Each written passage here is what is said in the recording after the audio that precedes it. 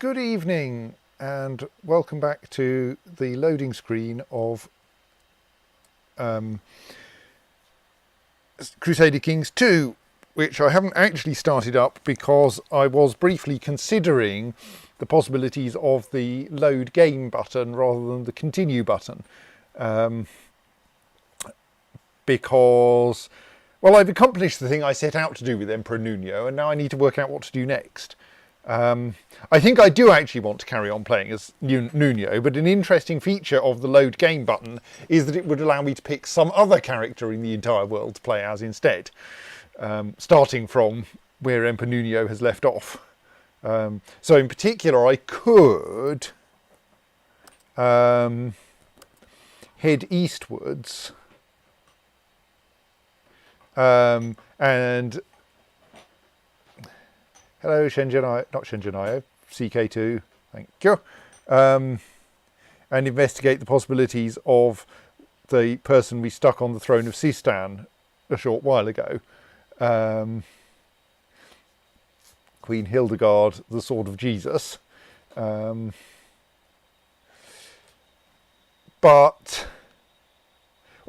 the person we stuck on the throne of Wallachia a little further ago, or rather their descendant, King Johann of Wallachia, or even go back to being a vassal of the Pope. Controversial. How about Countess? Am I allowed to change dynasty? Does that mean? I don't know. I do appear to be allowed to. Yes, the play button isn't disabled, so I could go over to being Countess Aragonte of Sundayo, vassal of the papacy. But I think probably I do want to stick to being Emperor Nuno, because I kind of think we may not actually have... Like, he hasn't managed to get back to a sensible succession law. And kind of what I wish I had managed to do was a crusade for Yuuzhan. So maybe we could do that later, but Yuuzhan looks so much less remote when we've got Sistan being Christian. Yeah, I think we'll play as Nuno at least for now, unless someone comes up with a really good idea for what I should do instead. I mean, just because there's a Christian land nearby, it's not your Christian land. You don't get to establish Nidus canals to... Yes, it's not Nuno's. I mean, it could be mine as player. Simple method of, fabricating a claim. Well, I was thinking by the simple method of playing as the Queen of Sistan. Okay, yeah, that's quite simple. So let us continue as King Nuno, Emperor Nuno, as he now is. I mean, also, I think you need to get sort of one successful succession. Okay. Otherwise, you've not really founded an empire. You've founded a disaster. Are you thus suggesting that, being Charlemagne isn't good enough? Whatever. Was he the only emperor of his version of the empire? So here we are. We are Emperor Nuno the Lionheart, who has very recently created the Empire of Outremer.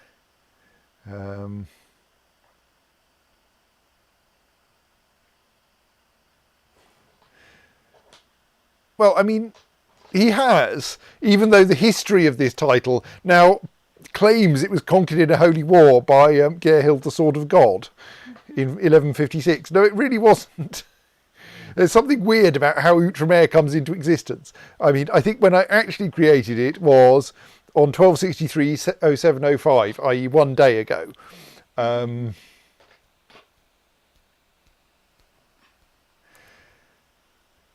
So... It's all your relatives are claiming credit. Yes. No, it was really us who created it. So the current situation is that Nuno is Emperor of Outremer and also currently King of Jerusalem, Arabia, Syria, Yemen and Al Jazeera.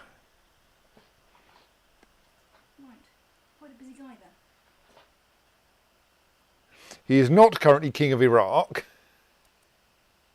But not for want of trying.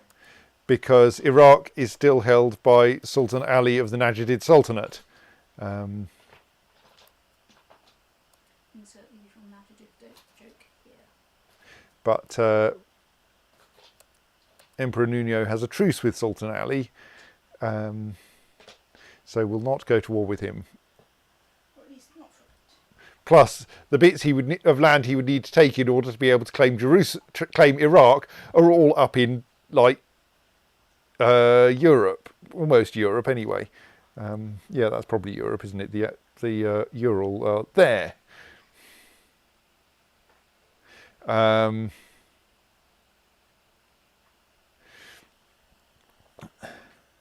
So possibly he doesn't want to do that anyway. So are his vassals currently annoyed that he's holding like 17 kingdoms? Yes. The current Duke of Oman desires the kingdoms of both Arabia and Yemen, for instance. Yes, but bear in mind here, you do want people holding more than one kingdom, because otherwise you are going to have vassal limit problems if you expand your empire. I don't intend to expand my empire. How very quaint.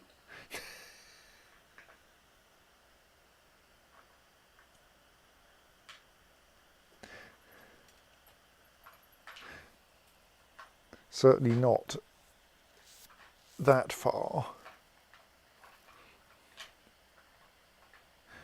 Like, my aim in this game is not actually to take over the world.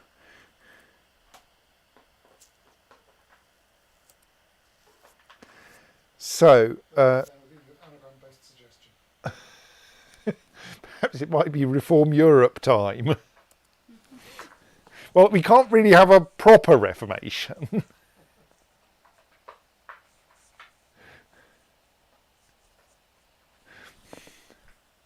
But, like, yes, possibly the next aim is involves not being Catholic for a bit.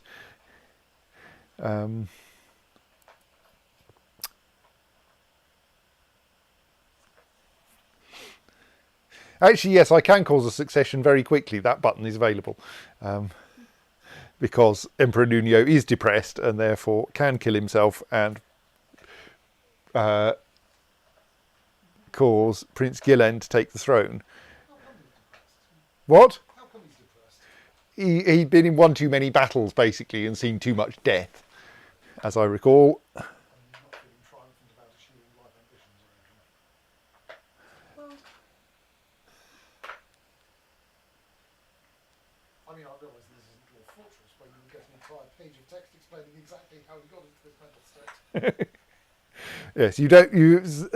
There's very little of, like, you can dig it out of history, except that I think the history gets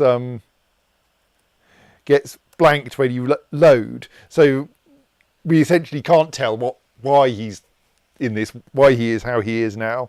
He just is, by whatever means necessary, a skilled tactician, inspiring leader, genius, fat, crusader, honest, charitable, kind, just, paranoid, zealous, wroth, stressed, depressed, and wounded. Which is mostly just an indication that he's lived for quite a while.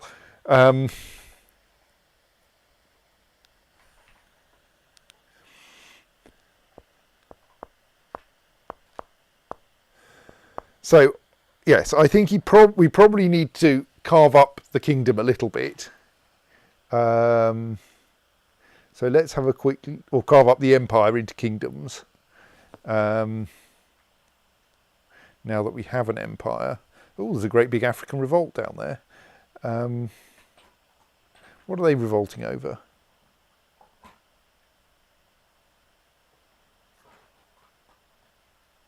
Oh, you're trying to get independence as well, are you? And so far winning. I mean, I suppose actual Africa is quite a unhelpfully broken up kingdom, and if your bit of it could quite easily get independence, I think.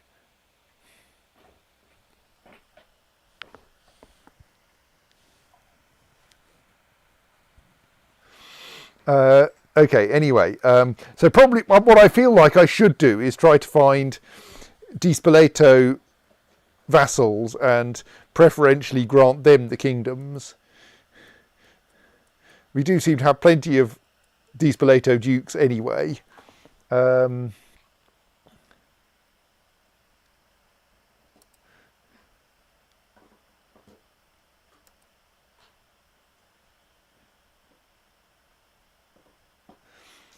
I think we'll start by keeping the Kingdom of Jerusalem for ourselves. Um,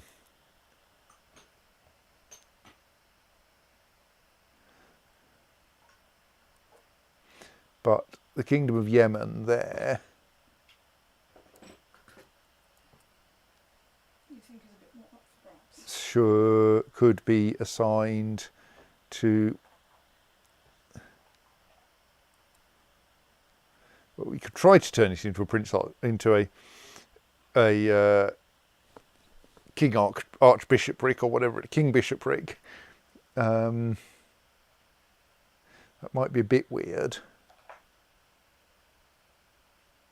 Actually, two of its de jure vassals are already theocratic.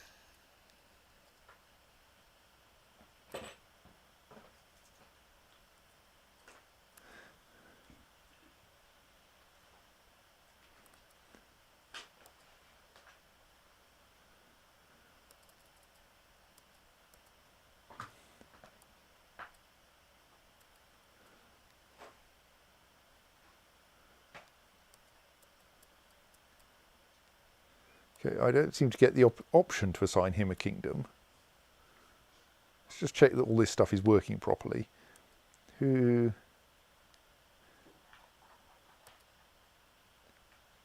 Okay, so the current situation is actually Taiz is held by me, and none of the other people is a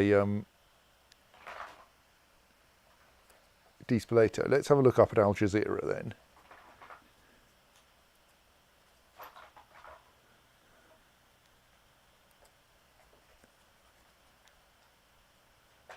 I'm going to also, oh right, go Ghislaine Di Spoleto, who is actually heir to the empire, is Duke of Mosul. So can we grant him the title of, right, we can grant him the title Kingdom of Al Jazeera.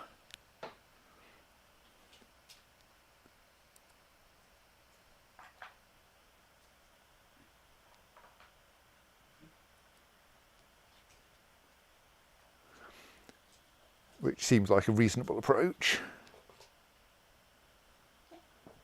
What is the lower title of that I hold then?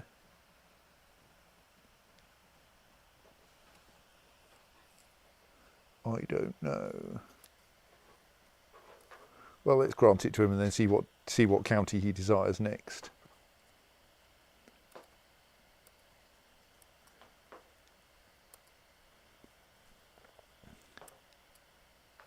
Right, so he is now King Ghislaine the Just of Al Jazeera.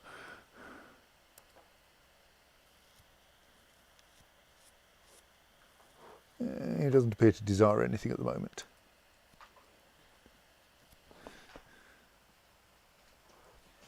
It's a clip-on bit of watery effect. But also you can wear it in robot mode. So how about Arabia? That's enormous.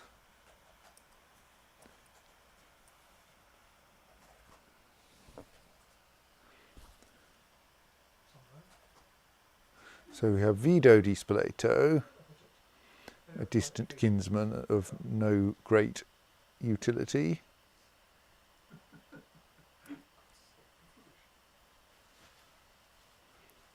Antonio, who looks a bit better but is ill. Well, does he have any children? That's the important thing. Yeah, let's inspect his children. Folkmar, nothing special. Antonio's two Prince Archbishoprics, as is kind of traditional.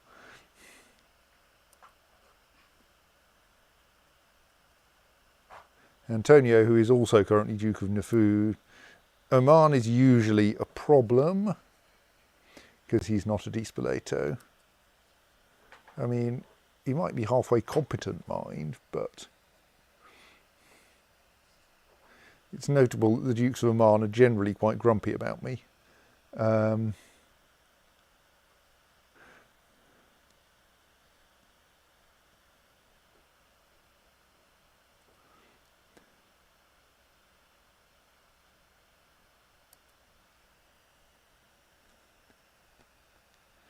Sinai is held by Vido di Spoleto, whom I think we decided was even more meh.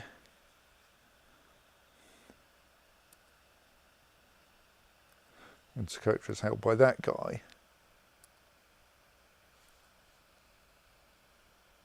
Actually, no, Antonio may be even more meh than Vido. Or Wido.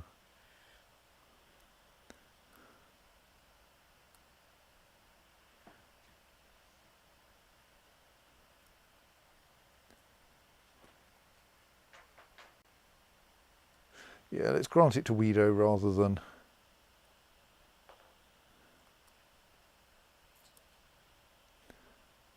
That was the Kingdom of Arabia. He is now King Wido of Arabia. He wants the Duchy of Taiz, does he? Well, that's nice. Maybe he can have it later when we actually care about his opinion of us.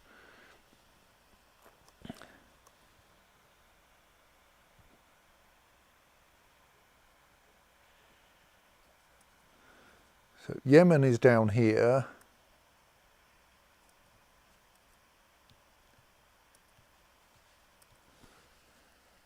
And I think essentially all of its vassals are now apart from Taiz itself, are now vassals of oops, I've gone the wrong way, are now vassals of Arabia. So, I mean, all its de jure vassals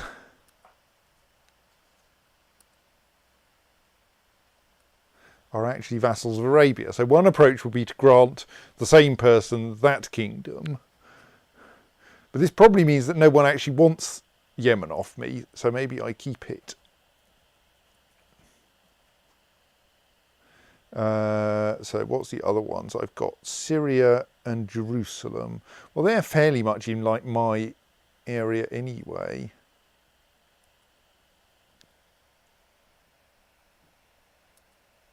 There's all that stuff up there, isn't there?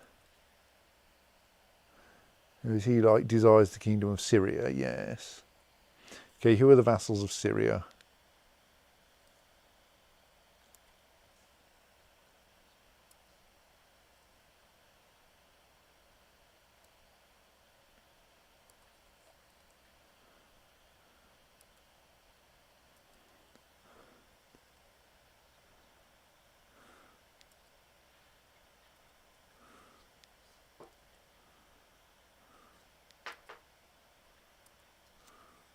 No Despoletos, at least at that level. Currently vassals of Syria. Okay, I think I'll keep Syria and we'll see how badly wrong that goes. So one awkward thing is that we've accidentally ended up with agnatic succession, which is obviously not right. Obviously, that's one of the things you should try and change, but obviously you can't do That will take a while.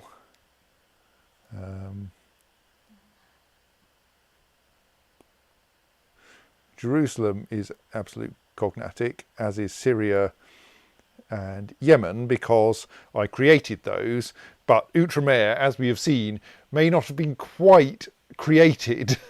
more sort of sprang into existence retrospectively as a result Yes. of codes. Can you just zoom out for a moment, because the Byzantine Empire's empire is looking quite nibbled. Okay. Yes. It's sort of got most of Greece, but yeah, it's looking a little bit nibbled from you. Moth-eaten, I think, might be Yes. the correct phrase. Yes. Also taken some fairly big chunks out. Yes, I did. I have like ended up inheriting bits of it and stuff. Well, fair's fair, it inherited a bit of you. Yes, I had to fight for that. I think that's, I mean, it's a bit less of a problem now because you're an emperor, but people can still live up. So I can appoint a couple more commanders now, I think. Yes. You should 4 more commanders, right. Have we got anyone around who's worth having as a commander? Maybe Andronikos. Maybe Gilla and Millie to get him a bit of practice.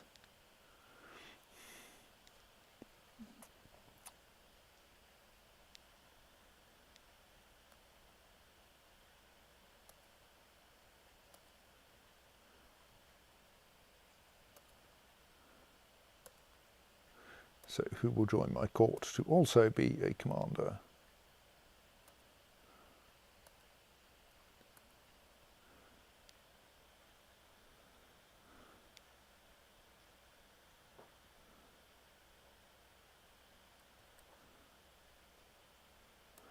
So this guy, because he's a siege leader and has 21 martial. And how about an organiser with 19 martial?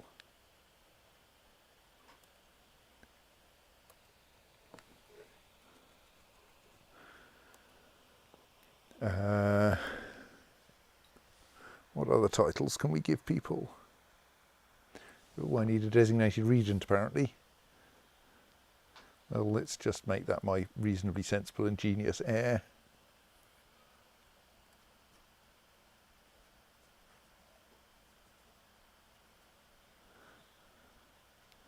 Find high-ranked vassals who are unhappy to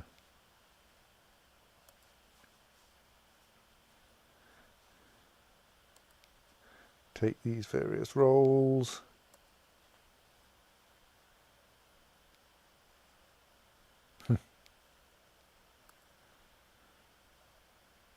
Right. Oh, oh yes, 2 commanders are on their way. Don't get confused, Ben. Right. You may as well research military tech in the capital.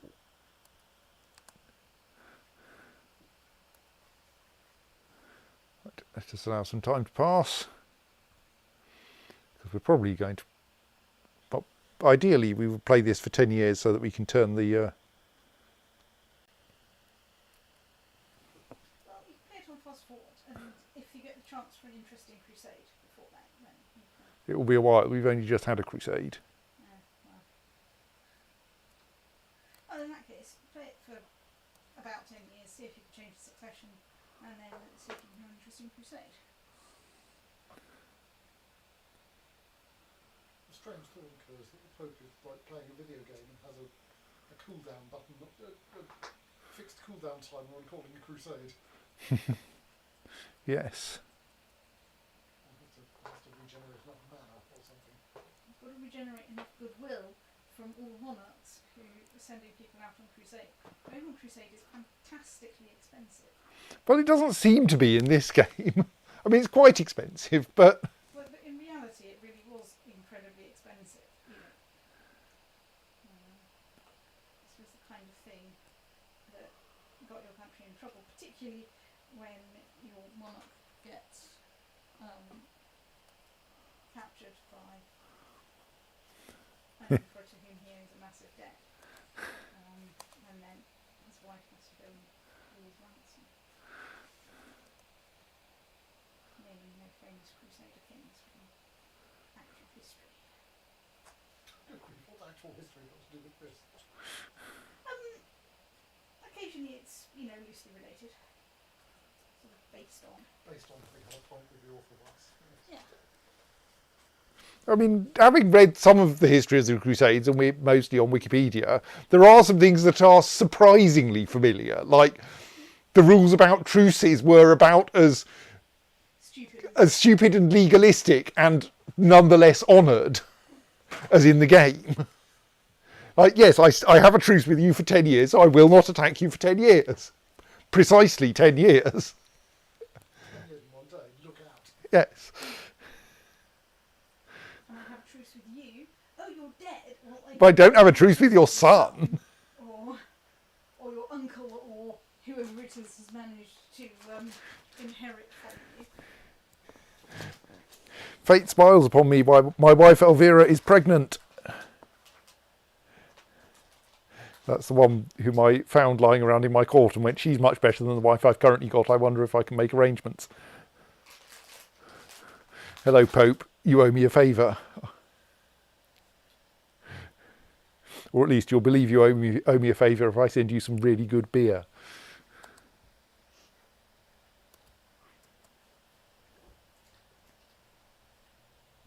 Of course, the only worrying question is she pregnant by you?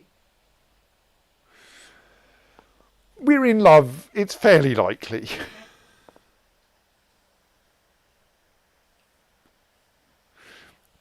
The slightly embarrassing thing is that my ex-wife has also now had a child by me. Sorry, not my ex-wife. She was never my wife. We were too closely related for that to be allowed by canon law. At least, so we've convinced the Pope. The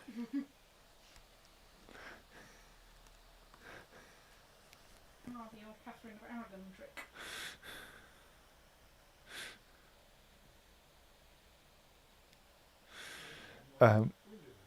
Yes. So I lose the wounded trait, which was dipping my martial a bit, and just leaves me scarred, which is good for prestige, if nothing else. I mean, my personal combat skill is still not very good. I've apparently lost my spy master. What happened to him? Don't know. There might be a message about it somewhere. I think he's just pissed off. Assuming that this is him, that's someone with 22 backstabbing, that's probably my spy master. He found a wife, or possibly his wife found a county, but women don't generally get assigned counties, so I think he found a wife. Right. And has cleared off out of my court to go and live with her because she's landed. How disappointing. And she does really need him with those stats. Oh yeah, intrigue of 1. I mean, that's not a good county level. That's not a good good anything. The pregnancy has caused my wife to develop quite the unusual tastes. Most of what she asks for dinner nowadays ranges from mildly unsettling to positively revolting.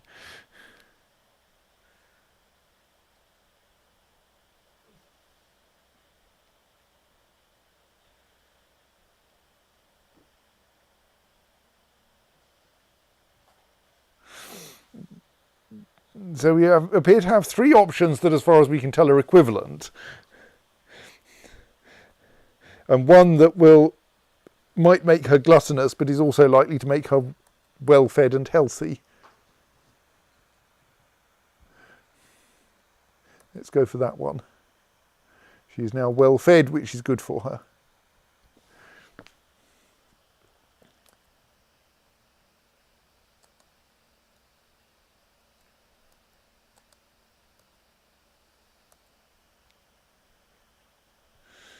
I could scarcely believe it, but the pregnancy has made my wife Elvira look more beautiful than she ever was.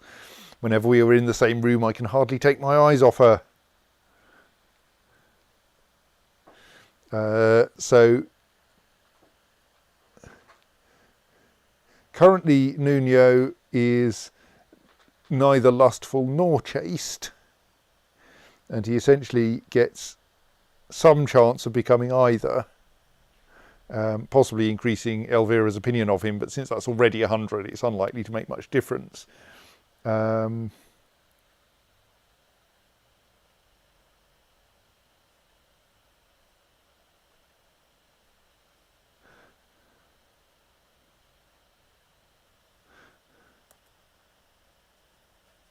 We're shorter of backstabbing, so let's go for lustful.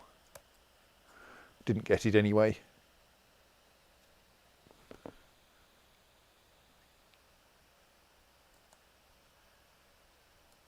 Oh yes, we need a new spy master now, don't we?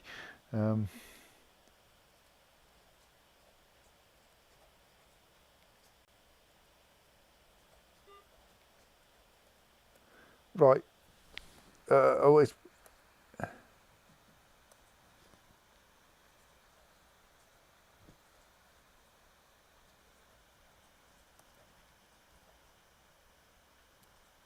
So yes, currently available we only have up to 16, which is not really good enough.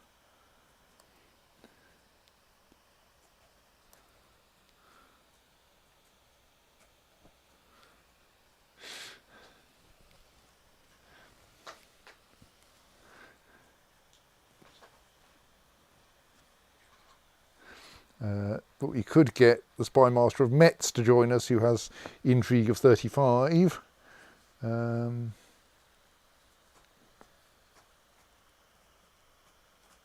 on, we can get my former Spy Master to join it, to come back. What?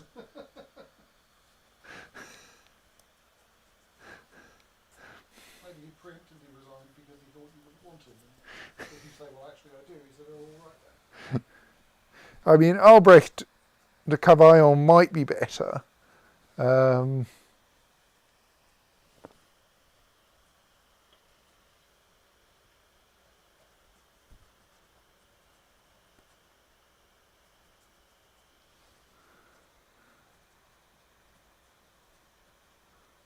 What? He's complaining that he was fired from my council. He wasn't fired, he left.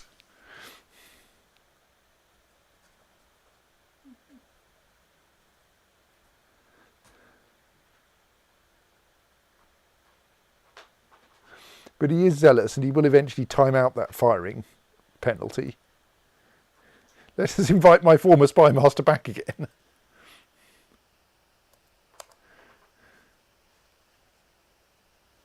Oh, I should hold my first feast as emperor.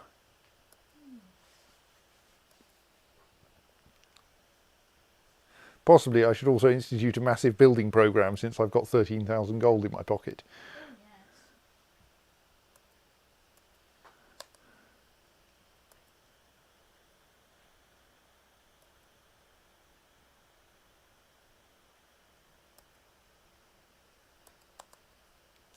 I mean, you can always build a new great work. That's always a great way to set fire to your money. Yes, in theory I could.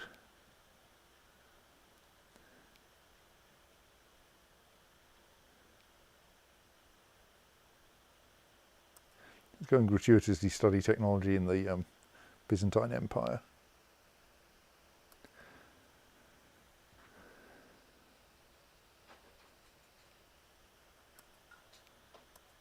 I mean, it turns out there are plenty of upgrades I can apply in my castles anyway.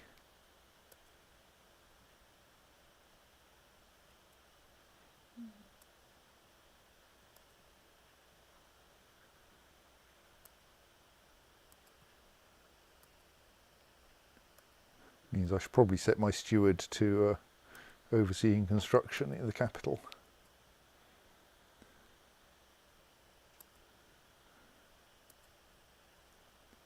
Yeah, I mean, you're doing the tax money for a bit.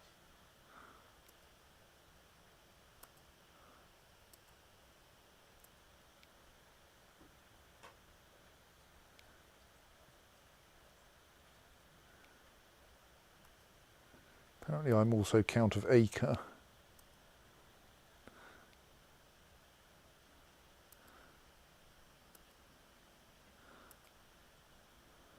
And Aden.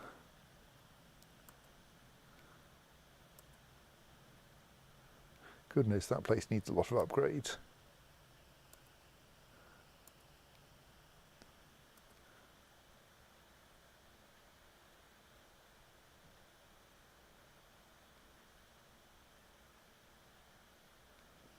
Right, that's actually, I can look in here, can't I, and see that everywhere in my domain now has a bit of building work going on.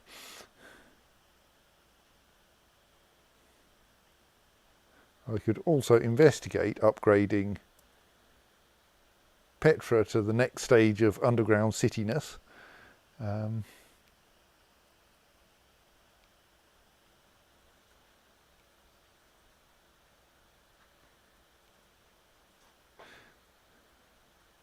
Well, obviously we need more minor titles. Oh yes. They're very handy. To help cheer people up and increase your troopness and so on.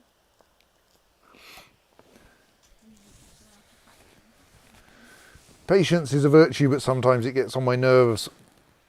My son Manrique never loses his temper. Well,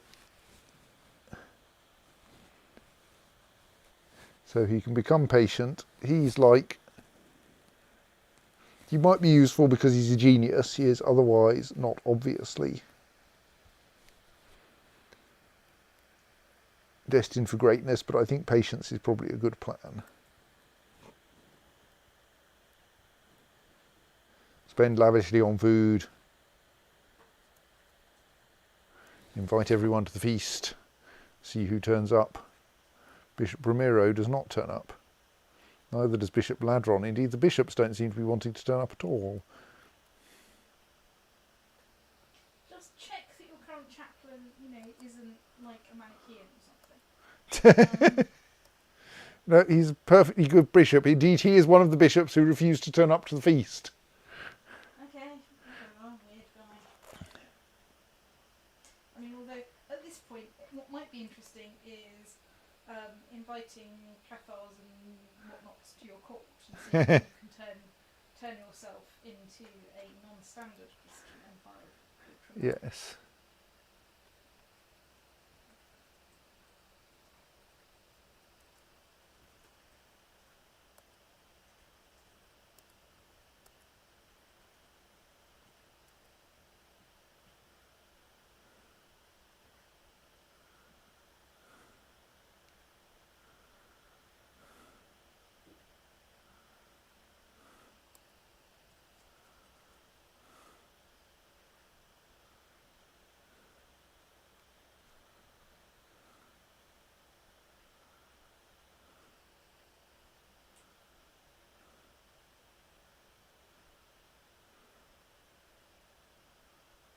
Because if you invite them to your court, then they'll start leaving. Simon, I just asked the internet about the flange of baboons, and it says an intriguing term to describe the baboons is a flange. This term encapsulates the unique collective behaviour of these primates. Let's see how it's used in a sentence. Flange of baboons. I like the internet. I feel that the internet might have been corrupted by sodding generative AI. The term band is also used to describe baboons. This is often in popular culture, such as the Harry Potter series. Let's see how to use band in a sentence. Band of baboons. You missed the gesture now. So, I mean, I could also invite monophysites, but there are several Cathars who would accept an invitation to my court. I feel that if you can invite Cathars and convert to Catharism, then you open up an entire exciting world of gender equality for your court, potentially. I mean, we're somewhat gender equal anyway, but Well, more gender equal than average, but there is yes, potential. You were. I mean, your current inheritance is. it's gone a bit squishy. Yes. So Okay. Well, let's invite every available Cathar to my court. make sure that your court chaplain is not converting heretics in your. He's probably off somewhere else. Good. Right. Just okay. He can be researching thingy tech as well. That's also useful. I think he's still fixing. Well, the thing is, we still have plenty of territory that's only just been reclaimed from the Mohammedans. So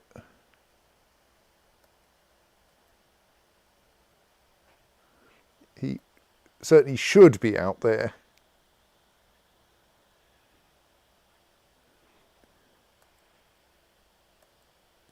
Okay, he's in a converted territory now, so let's move him somewhere else.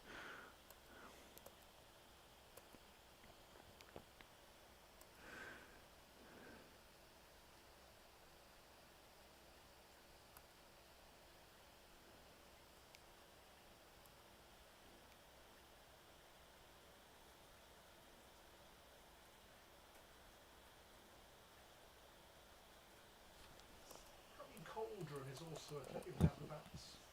So there.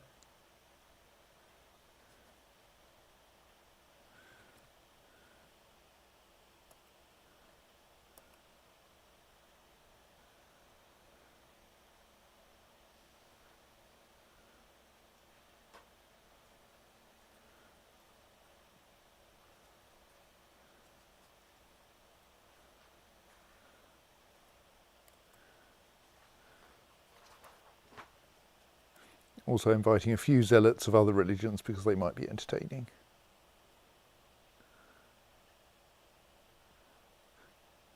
God, or as the case may be, Simon has come into my dreams and told me that I have to turn Europe some other religion, but hasn't been entirely clear which. The thing here is, you are probably now large enough to cope with being the wrong religion. Because even if the Pope tries to raise a crusade, you're probably strong enough to cope with that.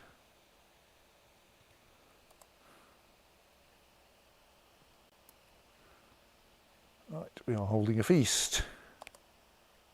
People are joining defensive pacts against me.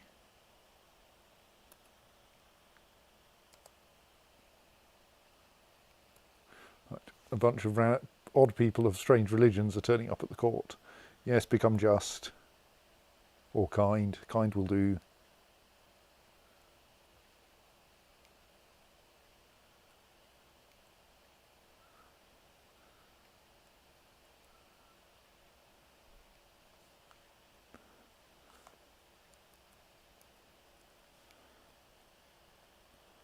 I made sure the most beautiful lady would be my dinner partner, and during the feast I kept refilling both our wine glasses. My charm and my winning smile made it impossible for her to stay unresponsive.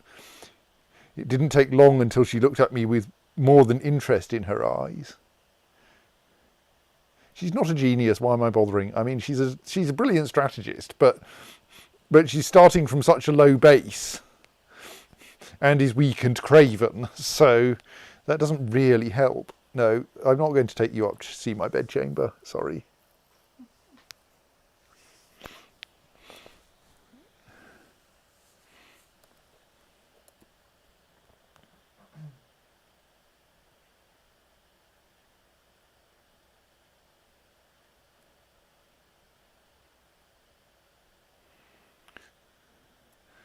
I had fun and so did everyone.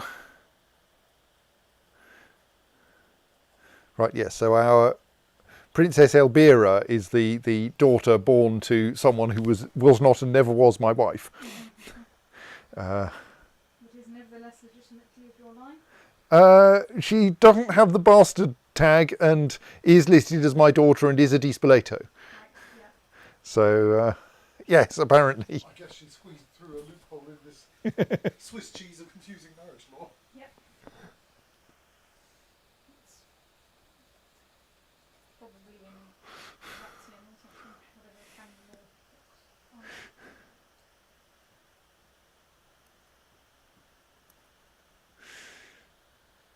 No, those aren't actually the same mother, are they? No, they just look very similar.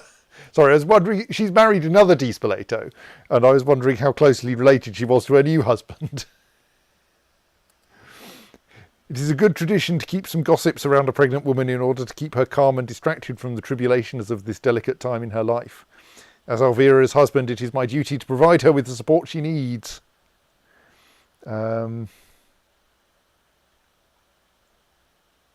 So we can ask some family members to spend time with Elvira for 30 prestige, 10 piety, a decent amount of health, and she will be touched. We can pay some servants for money, which is... She's just as happy but they cost you money. But they cost me money rather than gaining me prestige. Well, I think we'll send some family then. I mean, that seems to be the thing which has all the green options. Yes. Possibly it now means that my family will start conspiring against me or something.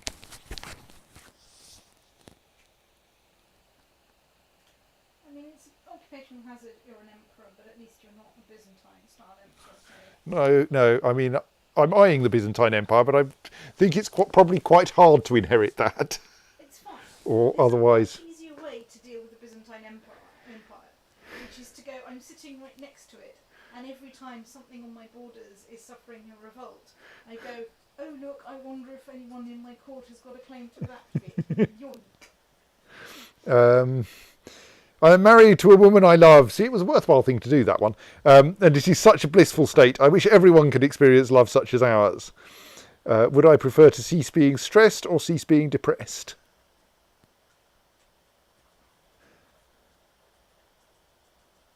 I think they're both terrible. I think depressed is probably overall a bit worse than stressed. So let's. Yeah, I think that's It the fertility and personal combat skill penalties are worse for stressed, but the all of the others are but the main attribute penalties are at least more widespread for depressed.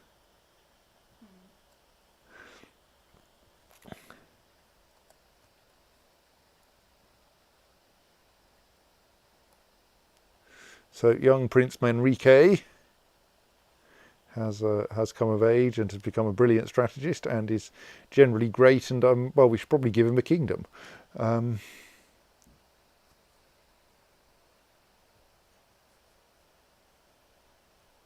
Because, like, yeah,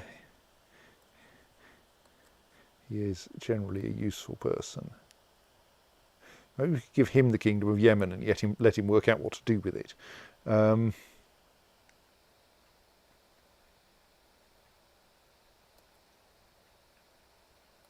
We could pass on Taiz as well, and let's do that. Off you go. Oh, that lost me my court chaplain? No, my chancellor. Possibly because he became king of Yemen. Well, let's appoint Manrique as my chancellor again, or possibly not again.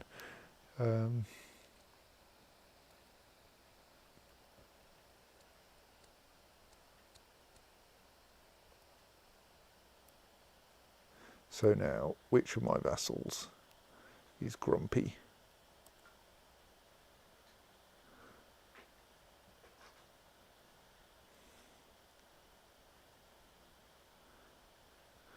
The king level vassals are all very happy because they've recently been granted kingdoms.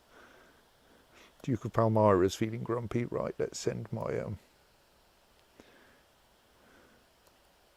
chancellor over there.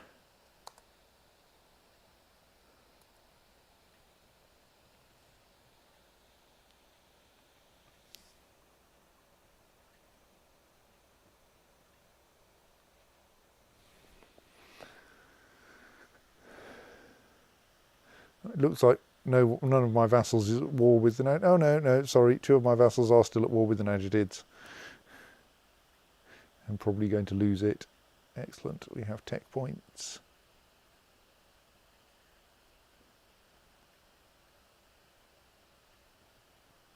How's the African revolt getting along? Oh, the African revolt is losing.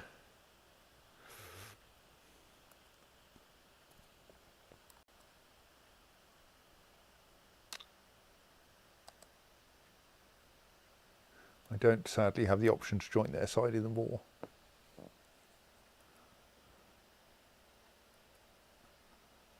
Oh, apparently we've just lost 2 factions in rapid succession. Yeah, none of our factions is a problem.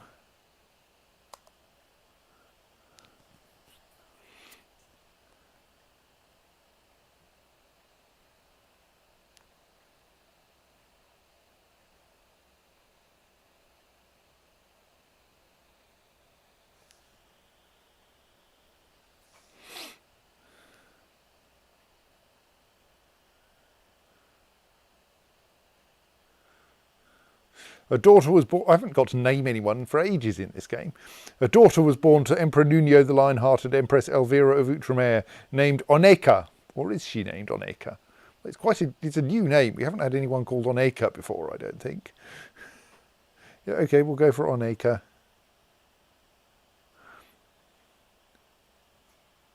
Yeah, you can often end up in a sort of a generational cycle where you inherit and you don't have children at a point. Yes. You're not you inherit a point where you basically stopped having children. But in particular, I've mostly been playing female characters.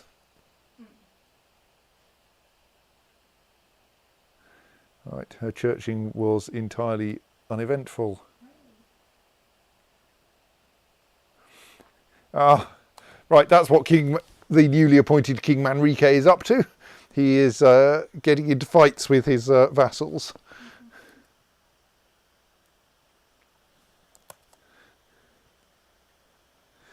I mean, to be fair, the kingdom of Yemen was 3 counties.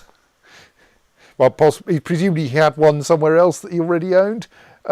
Yes, up there. One of them is now revolting. Is this something you can sit back majestically and let him deal with? Yeah. Yeah. The winner will, or the winners or losers will still be your vassals, either directly or indirectly. So, you know. And Lope looks like, well, I mean, he's got a decent sized army from somewhere.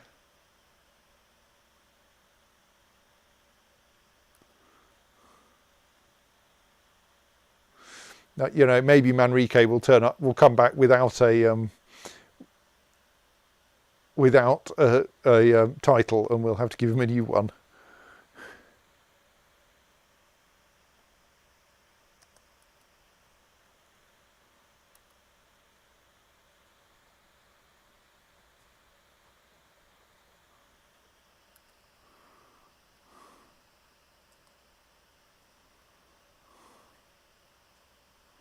Actually, I think if he loses, it's something odd, like he abdicates, isn't it? Which I think would then mean we'd just get the title back because he has no children at the moment.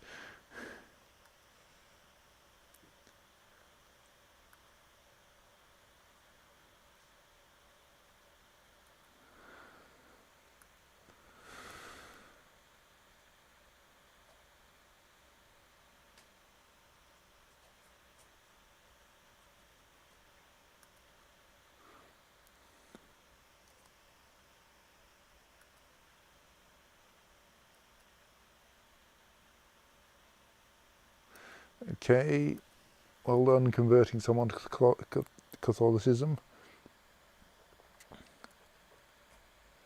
I have a sensible set of artifacts, good.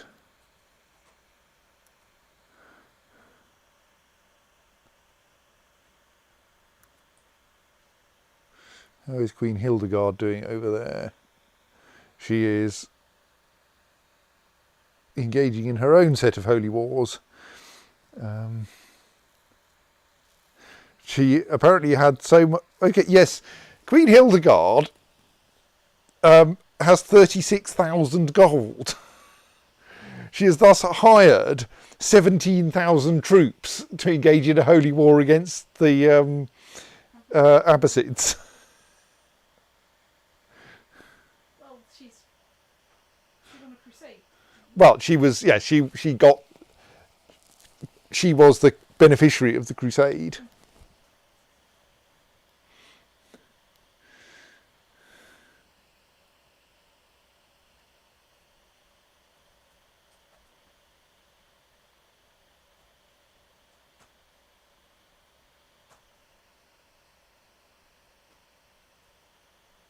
And so she is going after the Duchy of Kerman. Duchies. Yes, so she is trying to expand westwards to fill in the gap between Sistan and Outremer.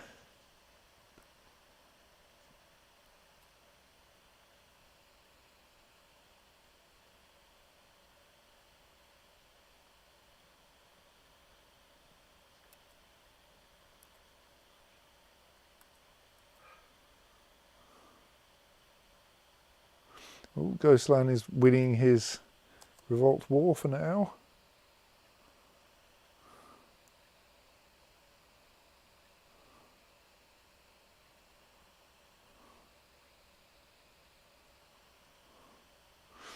Oh dear, my unwed daughter Uraka, betrothed to a 15-year-old, has been indiscreet. She has been hiding her pregnancy from me and now presents me with her child.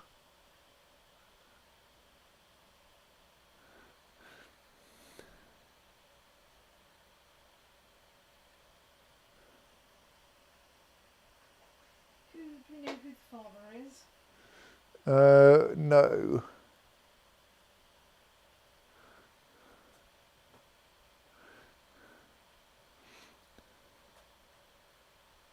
So I can lose not very much prestige.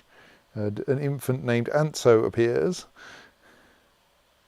Or I can pay heavily to have it dealt with quietly, or punish her harshly and give away the child, which will cause her to become chaste but unhealthy. It might cause me to become cruel. Well, I mean, I don't think the loss of prestige is noticeable. So I think we will keep her fairly unexciting bastard son of undocumented parentage.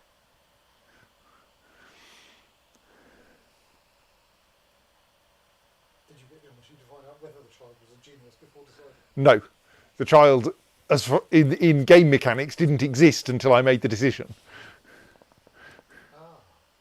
So although normally children have labels at birth and she's holding a child out in front of you, you can't actually read the label until you accept the child to... Yes.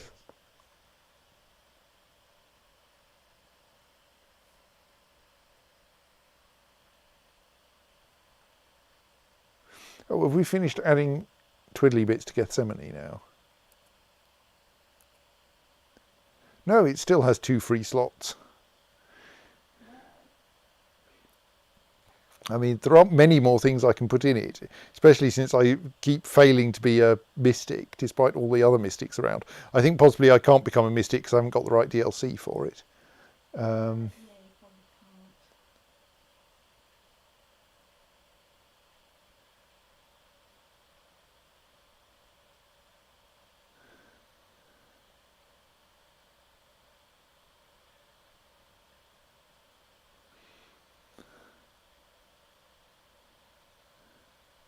Let's build a tavern then.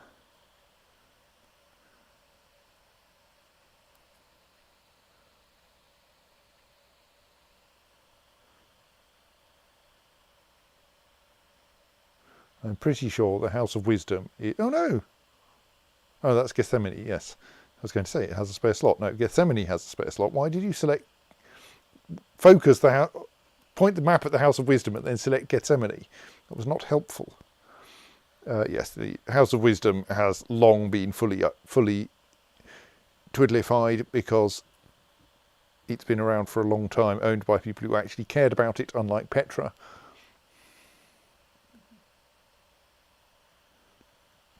It's like we had to unloot first.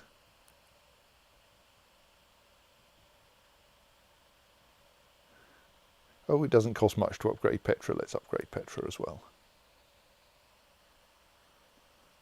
Right.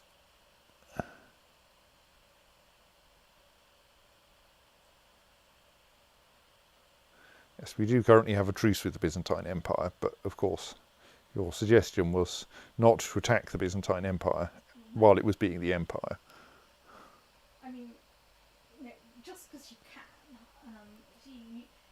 you're not interested in doing the rolling Katamari of conquest, so No. I would just take the more tactical approach of waiting for empires next door to you to have revolts, and then go, ooh, can I nip it?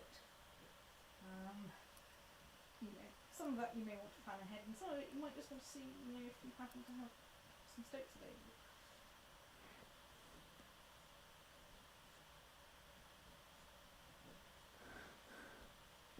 I mean, we do also have a bunch of minor Muslim neighbours who could be stomped on.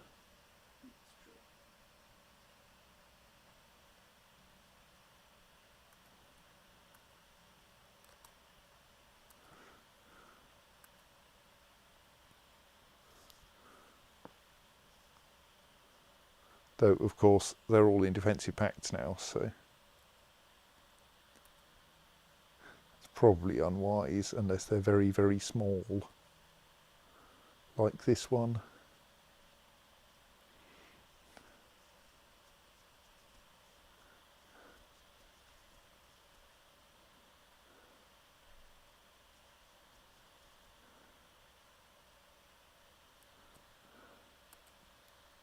Though actually that's quite a scary place to besiege. It's got a lot of places in it. Maybe we won't. We don't really have any requirement to expand. Let's leave Sistan to do the expanding. We will sit here and be resolutely Catholic until someone gives us a better religion. No, Zikri does not count.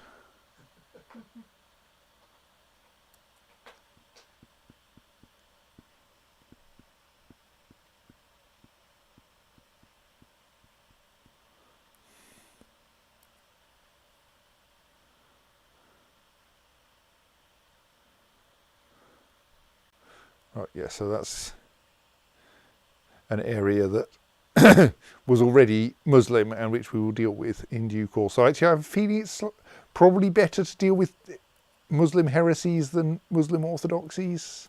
So let's send him up there.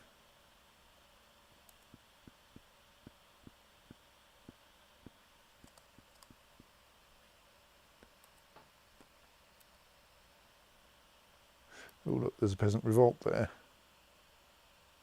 No, it is not time to hold a feast. I mean, my approach with peasant revolts was always at that point to go, if I'm raising my troops anyway, if are there any little wars that I want to do?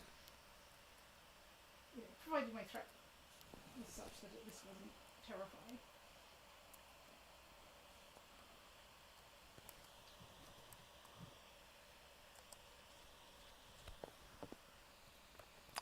I'm not going to raise many troops.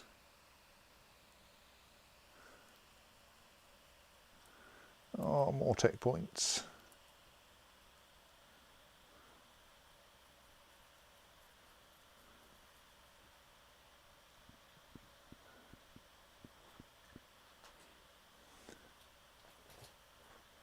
Not enough to buy anything really exciting yet.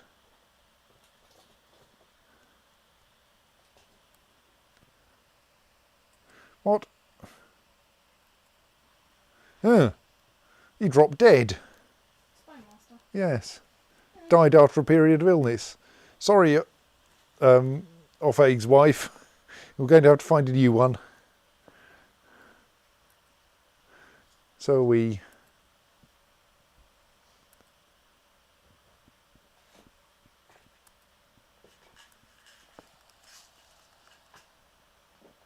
Perils of the Spymaster.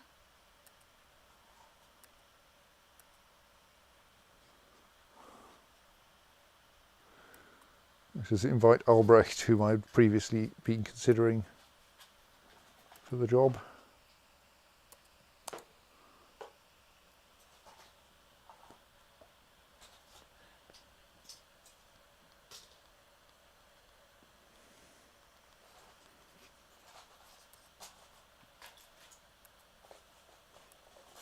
There we go.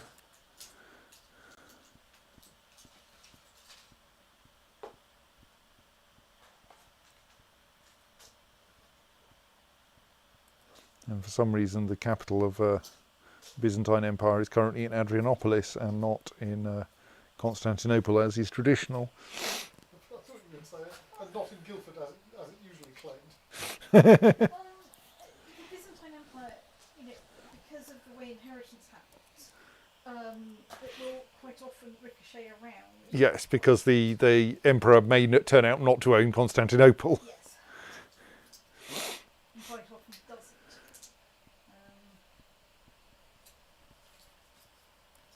I ended up having the problem, even when I was playing as a Byzantine monarch, that,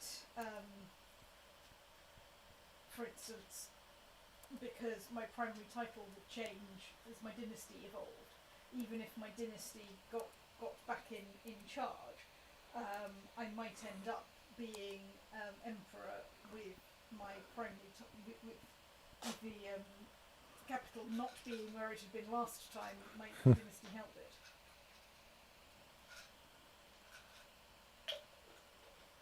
And I don't think my capital was ever in Constantinople because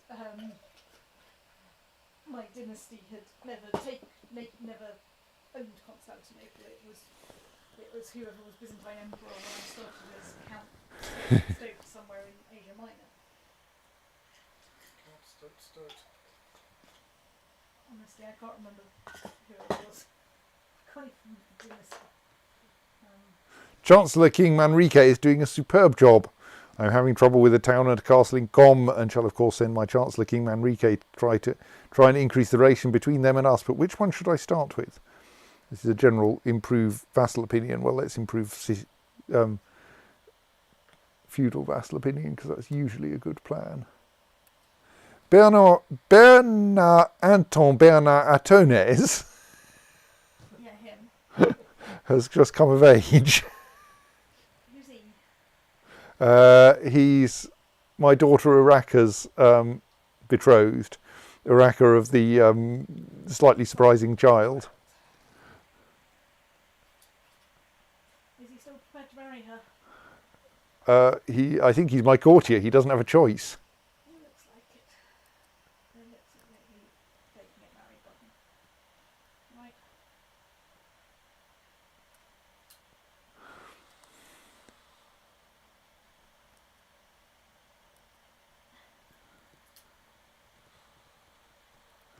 Right, we've dealt with that rebellion.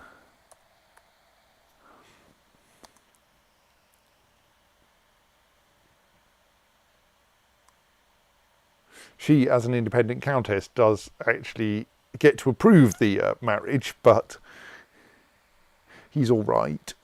He'll do. He's okay.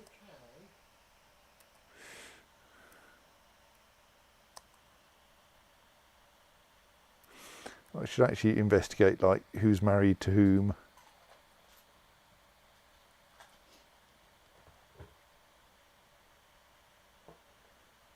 So there's another Princess Oneka. She's 4. Let us restrict her marriage so that I get to choose who she marries. She being the probably a future empress if we can sort out the succession law.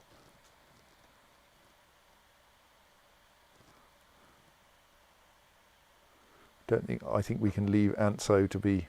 Well, I mean, there is the grandchildren are useful for getting non-aggression pacts, I suppose. So. Which you might well want if you're going to change to an exciting new religion. Gonçal is weirdly betrothed to Princess Mildred of England, which I think I'll just leave as being his business.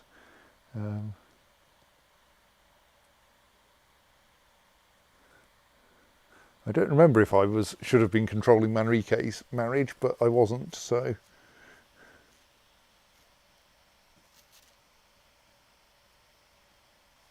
And Elvira and Princess Aneka of Outremer are both in my court, and frankly not very interesting, either of them.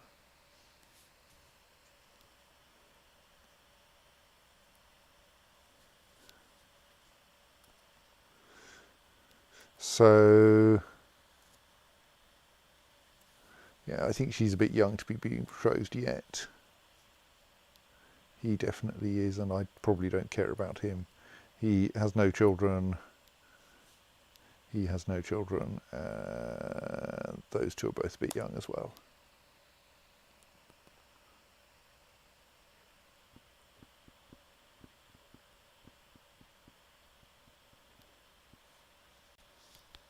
My supper was brought to me by a courtier I almost trust, but the smell and colour of the soup was highly suspicious.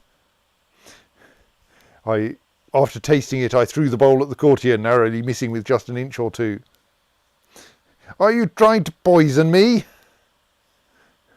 My mother-in-law has had it with my paranoia, apparently. The thrown bowl and my accusations about trying to poison me greatly upset Elvira. I fear I might have lost my friend's respect. Is she actually my friend? No. Oh no. Friendship is, I think, symmetric in this game. My friends are Duke Morcar, Count Beatwiner, and Merzard, whom I think I found on crusade somewhere. I did apologise. Am I actually paranoid? Yes. Elvira's pregnant again.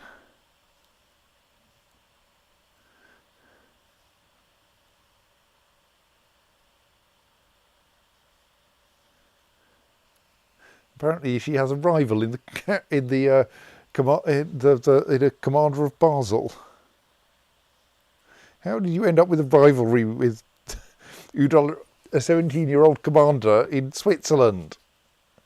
Not that there really is a Switzerland in the Holy Roman Empire.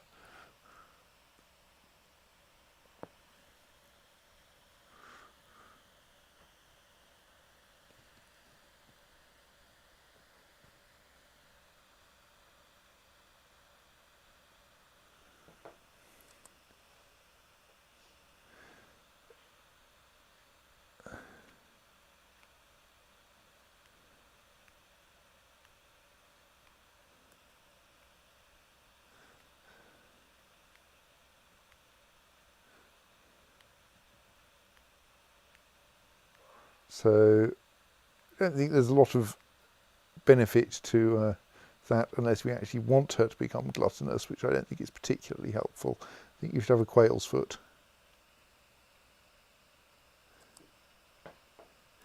Why has Gunhilda arrived here? Possibly because her husband has died.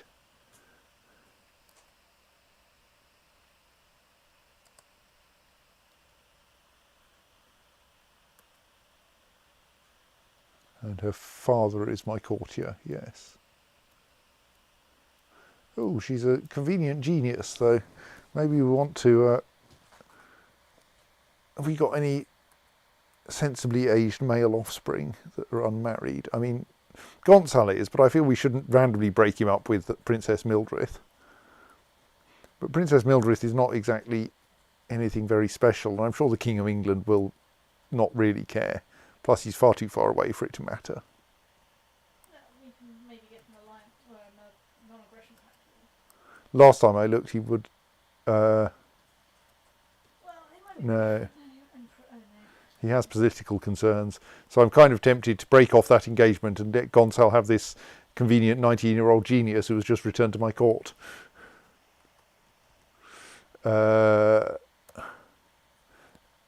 Okay, I can offer Gonçal this 19-year-old genius since he is not in my court himself. He might not accept.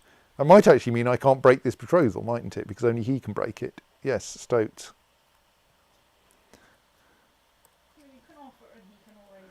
No, I think I can't even suggest that he should be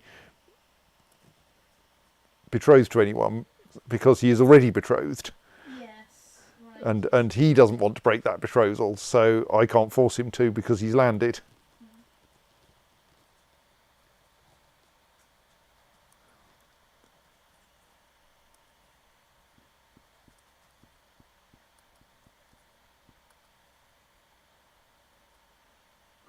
So we have the newborn Prince Nuno of Yemen.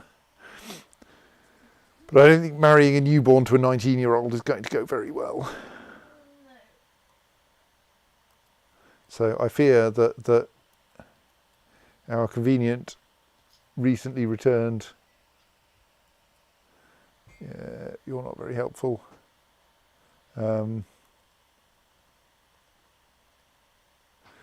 Gunhilda Alfwe's daughter. Did you marry her to any of your pacts? Probably. Any reason? Well, you're just breeding the next generation of cats. I suppose so.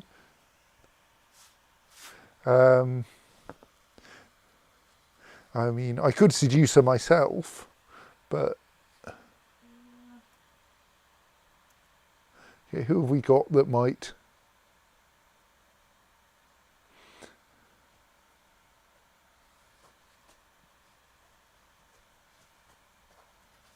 My marshal wants to get married and is a councillor. He's a bit old, but he is the only councillor who we can marry her to. Let's go for that. Oh no, I can't. Oh right. Because she's noble, she must marry him matrilineally. Right. That's got her a new husband. Right. It's time to say newt to a state. Or state to a newt or something. So So what do I do? How have I hidden my phone? Aha.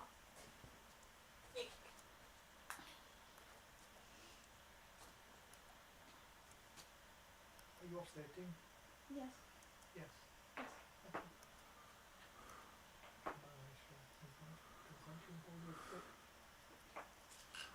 yeah, everyone is too young to need a teacher anyway.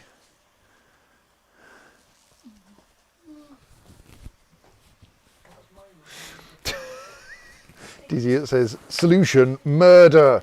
Yes, I suppose I could murder my son's betrothed.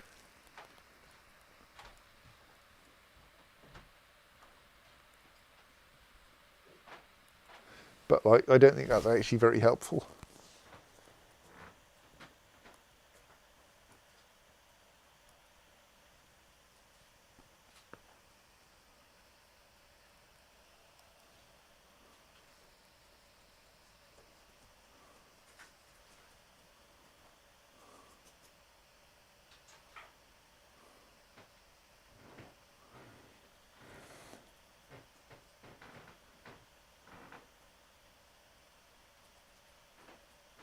The African revolt is still... oh, the African revolt has just unrevolted and been absorbed back into Africa. Africa and Egypt are still confusingly interlinked. Yes, yes, those got separated some time ago. But yes, King Leopold the Glorious is still King of Africa.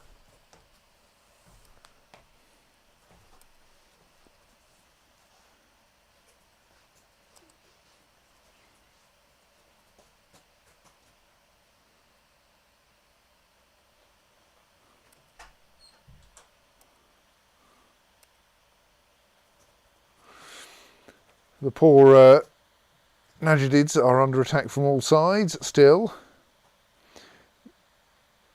We have both Queen Munia of Africa, who for this purpose is Duchess of Samara, and the Duke Theodorus of Jazeera trying to get Kurdistan off him.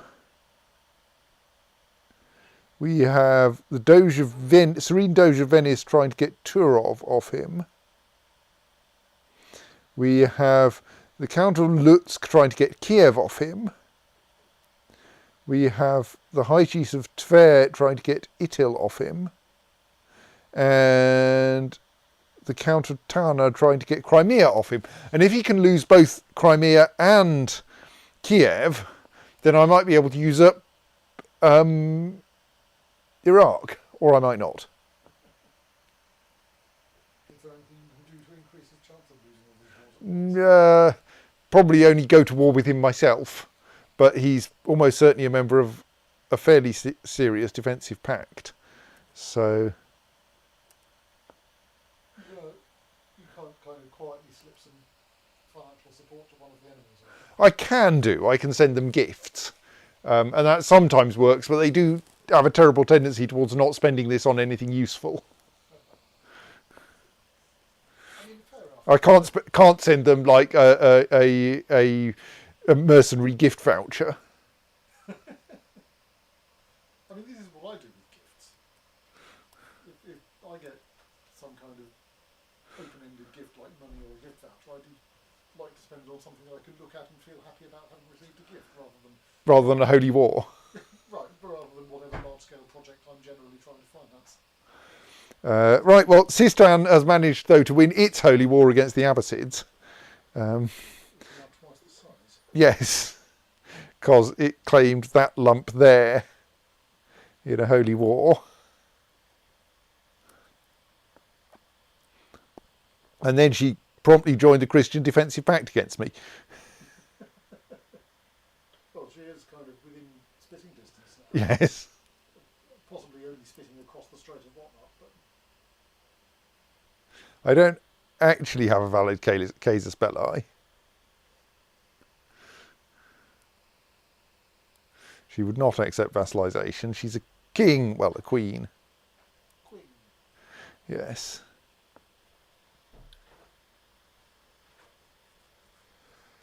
And a crusader queen at that.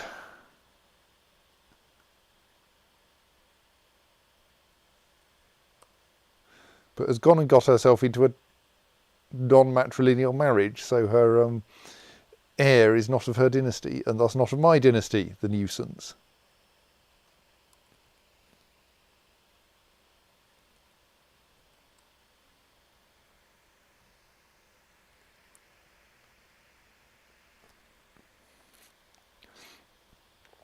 My wife Elvira asked me to buy her some new clothes. Because of the pregnancy, she has outgrown most of her wardrobe, and now she feels frustrated for not having anything nice to wear whenever she needs to make an appearance at court. I could use my diplomacy to not do anything about this. I can give her some prestige and some new clothes for a small amount of money, or I can be grumpy about it, which is almost certainly a bad idea.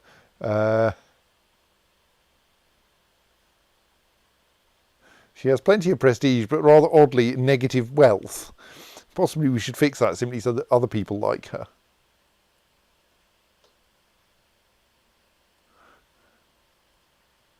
Let me spend a very small amount of my money not on buying her clothes, but on getting her out of debt.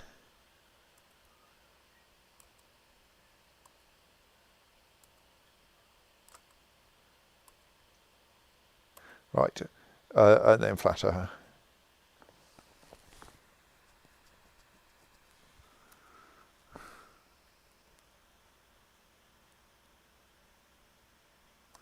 But lost a commander.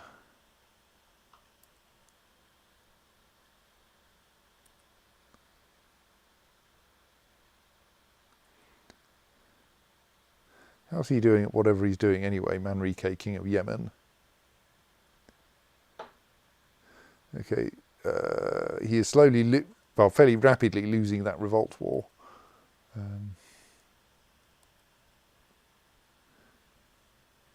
His wife is ill. If she dies, we should try to spot it. But he may well attempt to get a new wife very rapidly if that happens.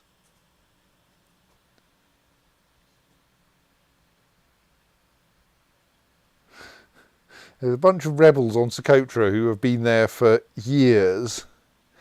This unit has been out of supplies for 2,678 days, suffering attrition at a rate of 24%, or apparently only 7%, 7.5% per month, because that's the maximum monthly attrition owing to its being hilly or something. Not actually particularly terrible landscape, and so they're slowly losing rebel troops, very slowly. That's not very helpful, but I can't be bothered going out there and squishing them. If the local duke can't.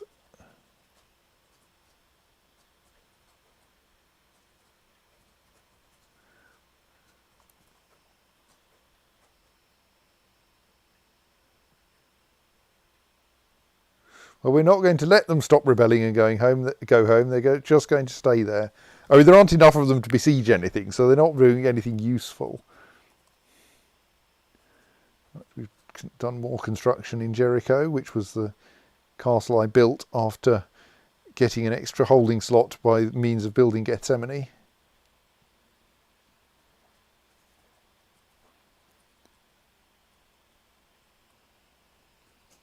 I'm down to 4 digits of money now.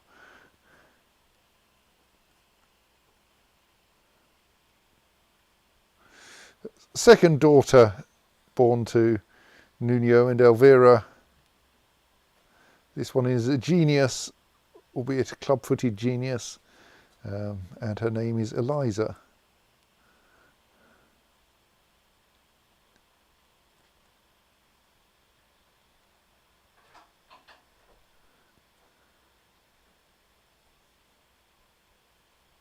Right, it's feast time because it's at least 2 years since I held a feast.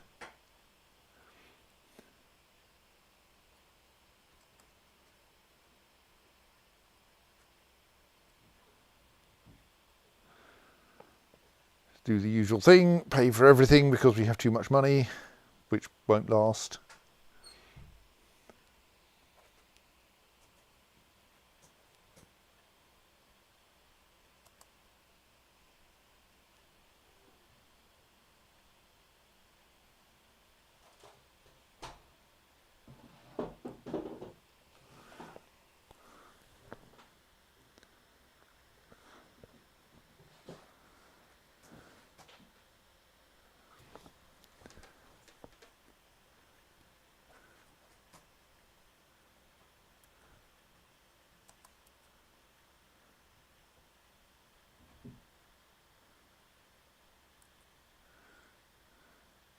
Okay, I don't know that these two are of any significance. They just happen to be in my court and betrothed.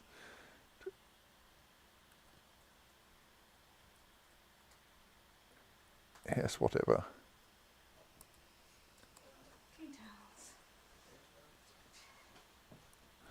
But the thing about being an emperor is now kings start refusing your invitations.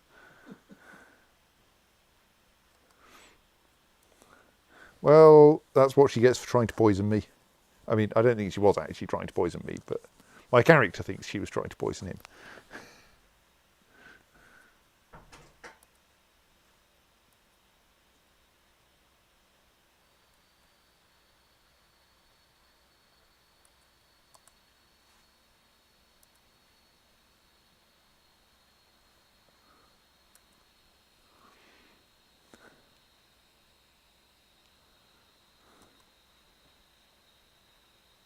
Oh, Manrique Nunez managed to have a son. So I was saying that that the revolt in Yemen was likely to cause him to abdicate. I'd expected to be the beneficiary of that abdication as the title came back to me as his father, but no, he managed to have a son in that time. And so he is now King Nuno II of Yemen, because I am technically King Nuno I of Yemen. Not of Lemon. He looked quite young. Does he have a regent or some? Yes. Well, he has a regent anyway. His regent is Baron of Albly, who is actually a pretty decent diplomat at least.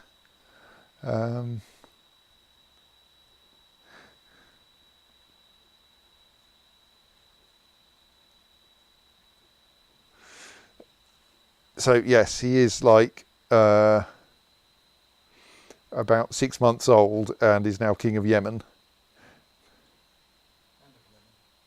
His heir is his father, who just abdicated in his favour. Yes,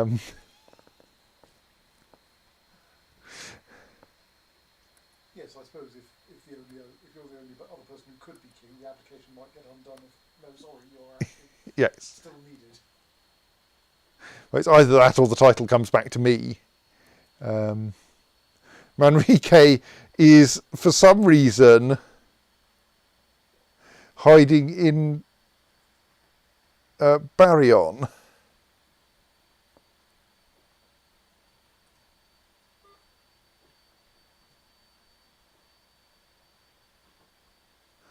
Though his wife isn't. I think he has fled because he's in trouble and is thus hiding in a foreign court for now. Which means I've lost my Chancellor. Maybe we can invite him back to my court. Chancellor would be a fine thing.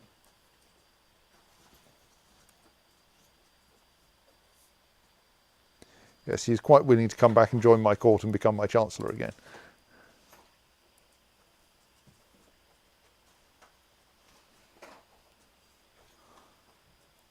Meanwhile, there's a feast to be had. Oh, word stood against word, the farmers against the courtiers, about damage caused to the farmer's house by a cow owned by the courtier. Zentulo Munez, who That's the less well named of your two similarly named kinsfolk. so either I can say that we should compensate the farmer, or that the farmer is obviously lying. I guess we're still several hundred years too early for anyone to actually assess the evidence impartially. Apparently so, yes. I think the fact that Zentulo is a deceitful, cynical impaler means I don't trust him, and I'm going to compensate the farmer. Zentulo approves of my decision. Or rather, decided he'd better at least look as if he did. Yes. I think the fact that I'm just helps. People exclaimed in wonder and fear as the fire eater performed. After their performance was over, many eyebrows and beards were singed, but none of the guests seemed to care when they applauded the fire eaters. I managed to save both my eyebrows this time. So that you could reload them later. Right, Manrique has now come back to my court.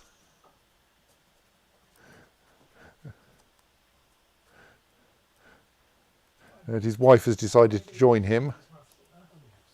I will probably get back, I assume, after 10 or something, so you're the company safely or whatever. I could always come in by and ask for it if you want to.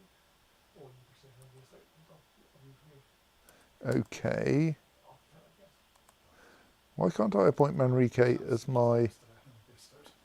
Well, if we're not watching any fight at that, then what you hit for help. I can't edit the map, of course.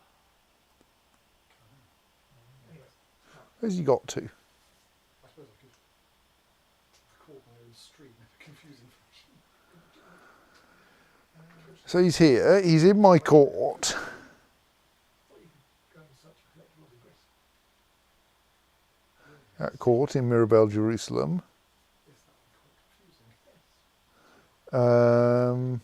Yes. So why can't I appoint him as... Let's just check, I'm got really confused. He has Diplomacy 22. He absolutely should be at the top of the list. Good night. But he isn't. Why can't I select him as a candidate for Chancellor? That's just weird.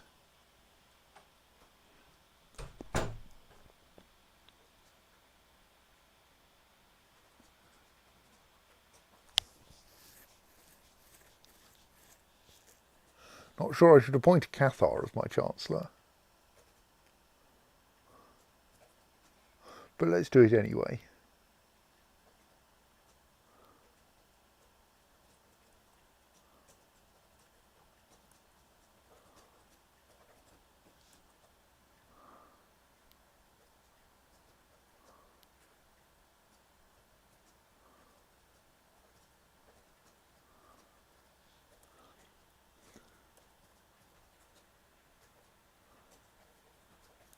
Okay, that's not a helpful place to send my Chancellor, but we should send him down there to Samara.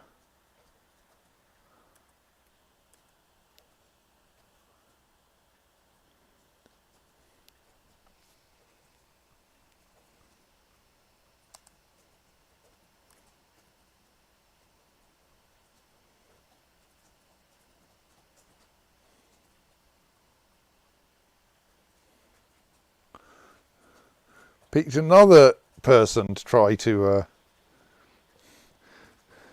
seduce. I mean, at least she's a mystic, but I don't think I can actually cause myself to become a mystic just by getting to know people who are mystics. No.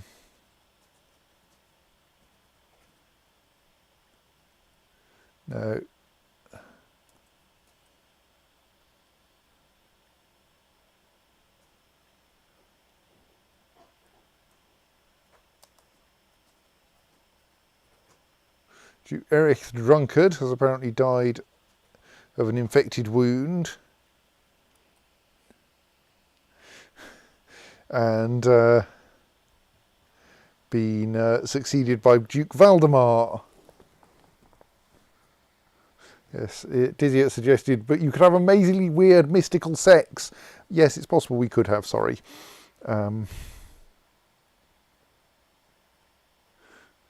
I mean, I doubt we would get many details of it, though. He seems to quite like me.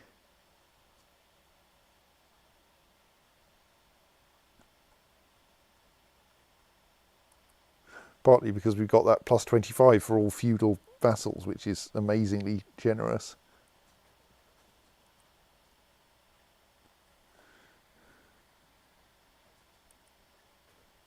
Maybe I just need to give the gardens to a mystic and let them... Yes, isn't it terrible I've appointed a heretic? All the bishops are horrified at this state of affairs. Yeah, oh yes, Manrique is unlanded. Possibly we should land him. I mean, like last time we gave him a kingdom, he managed to lose it though.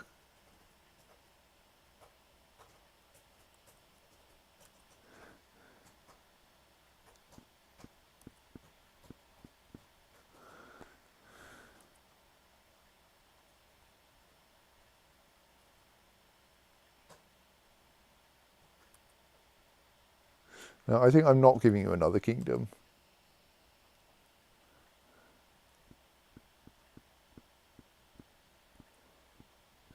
What are you up to, Mencia Gonzalez? Manrique's wife. You're trying to kill the 15-year-old Ramiro Gonzalez, who is currently heir to a bunch of stuff. Presumably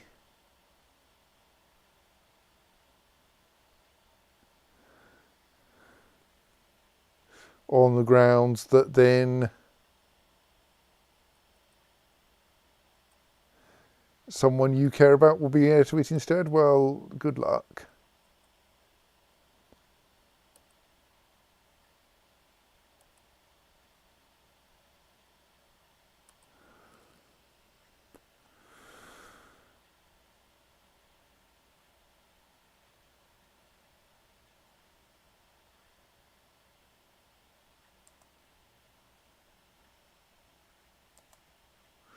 Right, Gethsemane now has a tavern in it.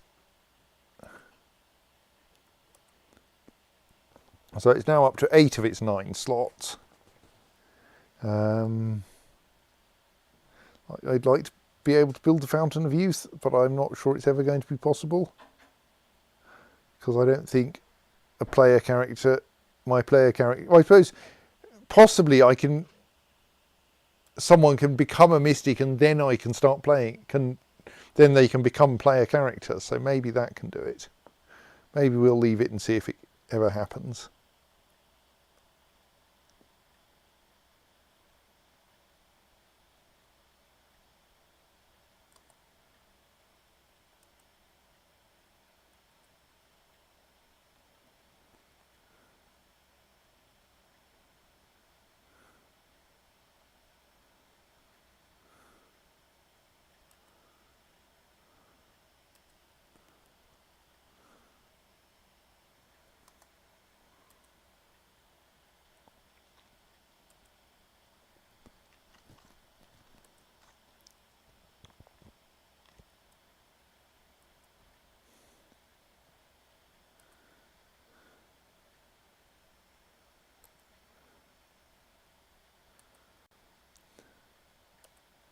Mirabelle and Ramallah are being upgraded pretty much in parallel.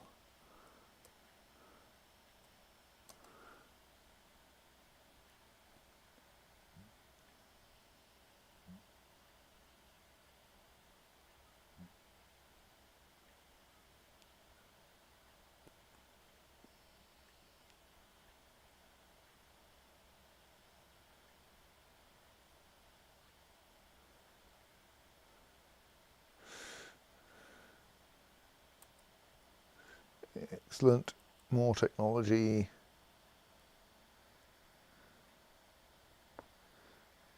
I mean, I could upgrade my skirmish techniques. That seems like it might be helpful.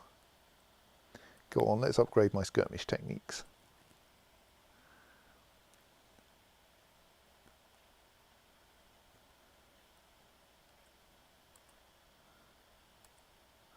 How are your holy wars doing, sir?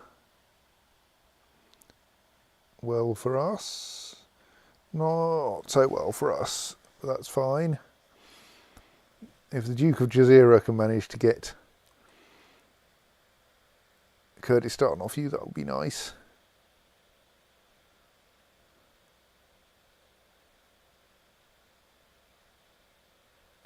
All the others are looking fairly well balanced. You're doing very well at getting me tech points, sir.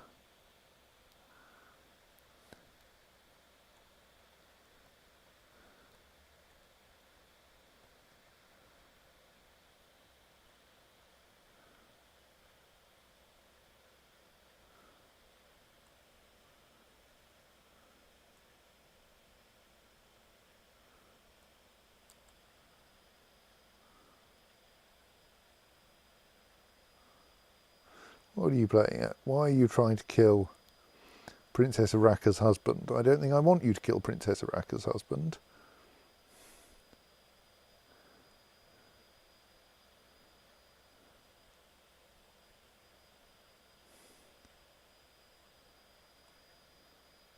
Are you my brother-in-law in that yes, you're my wife's brother?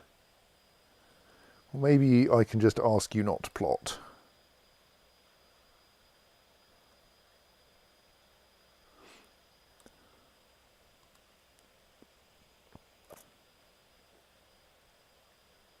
Well, he changed his hairstyle as a result of that.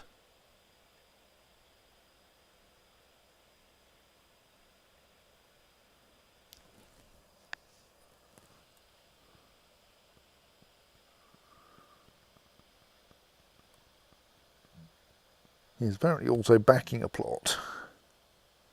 I wonder what plot he is backing. I probably know about so many of them it's impossible to tell. See, most of them don't have many backers, so we can probably find out what he's up to. There he is.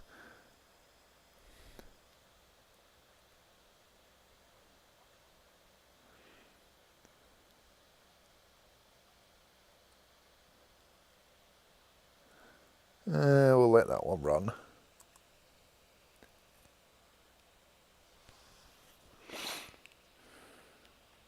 Good night, Claire.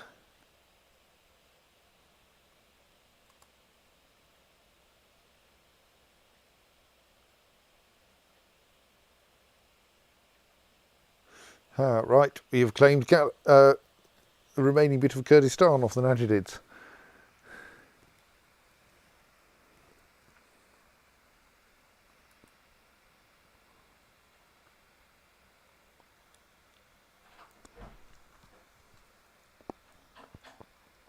So now I could create the Duchy of Kurdistan, which would presumably be fairly obviously part of Al Jazeera.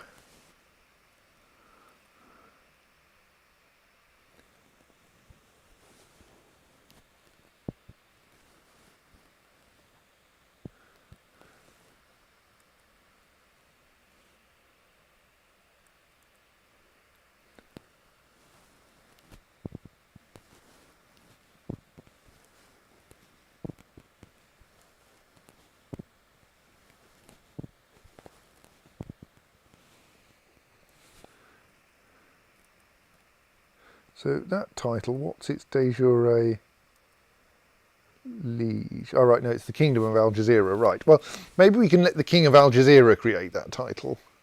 I think he also controls all of its territory. Or I could create it and grant it to him and then he'll like me, but he probably likes me anyway. Yeah, let's save that until we need to improve his opinion further, which won't be for another 6 years at least.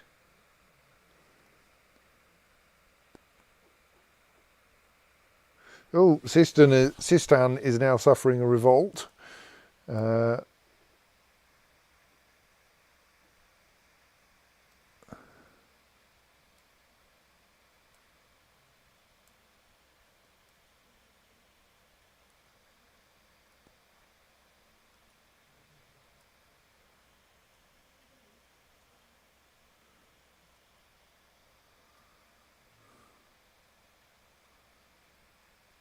Acre is way below where it should be. Probably because it's been owned by other people for a long time.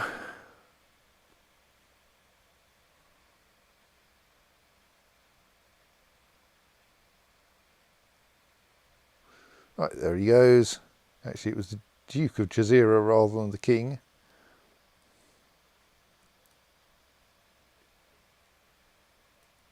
But that's fine too.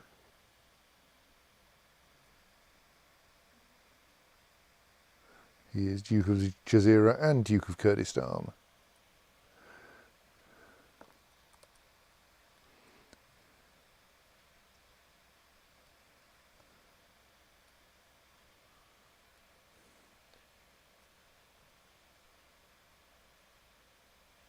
Oh dear, peasant revolt in Beirut. Well, let's just raise the troops from my capital because we'll see how scary they are now. 11,000 troops just when you need them in Jerusalem.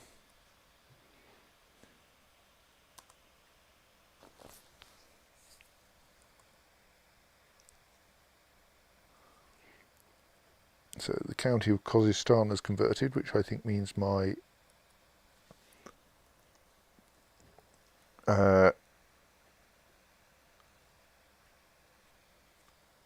oh no, my I sent my court chaplain up here to deal with Zikri, didn't I? So he can stay there. Good.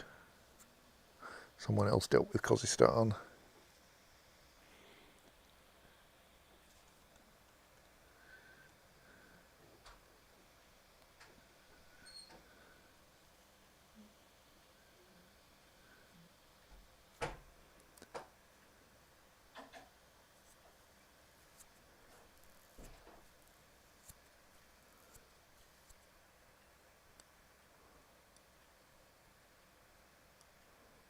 The rebels do get a defensive advantage there, but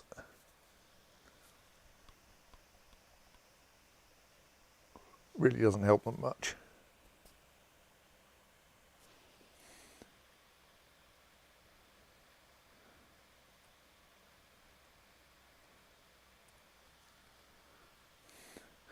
Son was born to Yakub, my marshal, and Gunhilda, the genius I couldn't find a better husband for, called Theored Jakobsson, which is certainly an excellently odd name.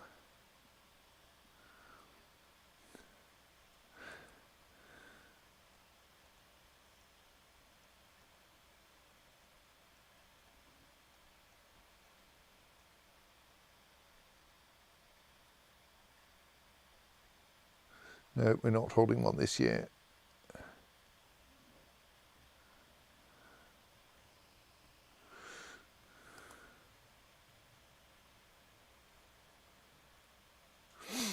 Oh, look, the Duke of Khuzestan is trying to take on Sultan Ali. I mean, we have at least managed to win a war against him recently, so trying to take the Duchy of Fars, which is quite big. That would actually take us up to the border with Sistan, wouldn't it? No, it wouldn't, because only that section of it is actually held by the Najdid Sultanate. There's another section held by the Abbasids and the independent county of Shiraz. But like, if you can manage to take the Najdid bit of Fars, then it won't take him long to get through Shiraz at least.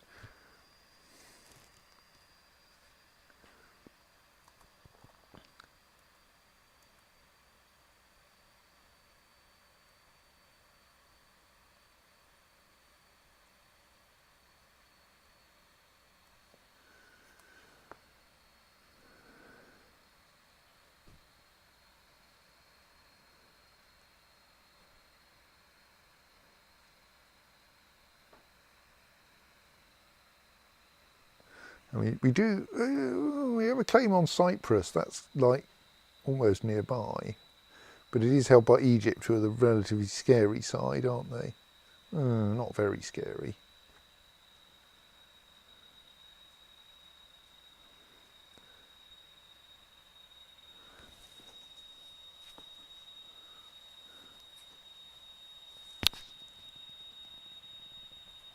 Oh, I have a new heir. My character dies, I will now play as Gonçal. That's not very good. Oh dear, Gillen of Al Jazeera has died of pneumonia at the age of 26. And because we haven't yet managed to sort out our inheritance law, Queen Oneka of Al Jazeera is not thus the heir to Outremer. We will have to fix that because I really don't want to play as Gonçal if I can avoid it. He's not a genius.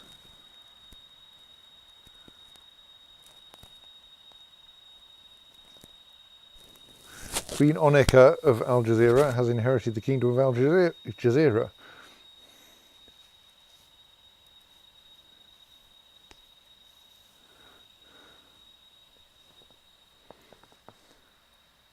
Because Al Jazeera, which I created, does have a sensible inheritance law.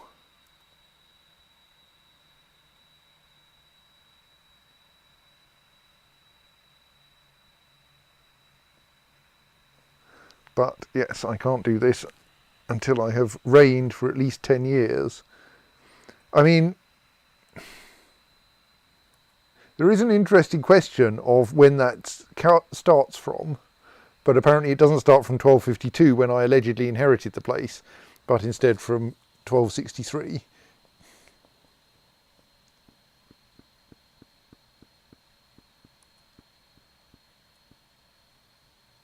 So now I need a new designated regent.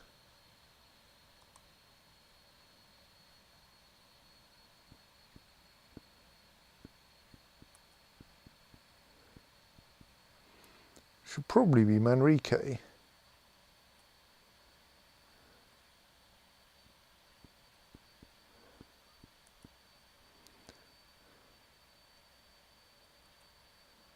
And I'm down a commander. Yeah, I haven't got any good ones left.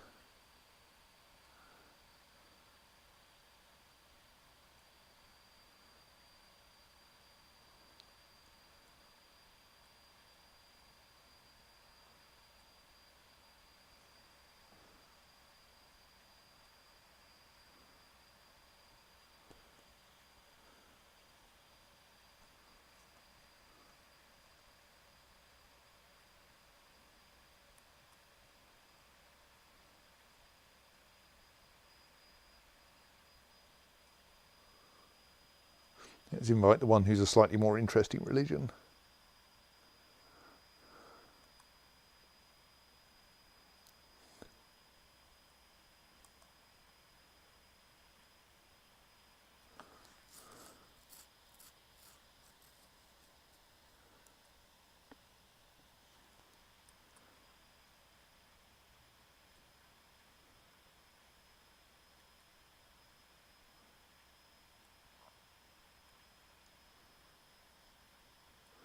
I think I have the odd other minor title lying around.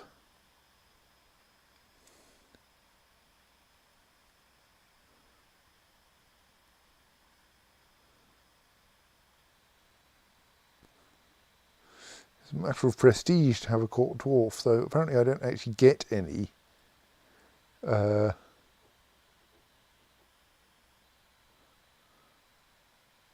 prestige, despite that claim. The dwarf gets prestige, but that's not very helpful. I have no valid candidates to be Guardian of the Deep.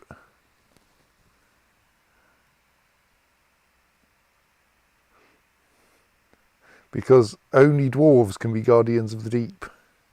Right.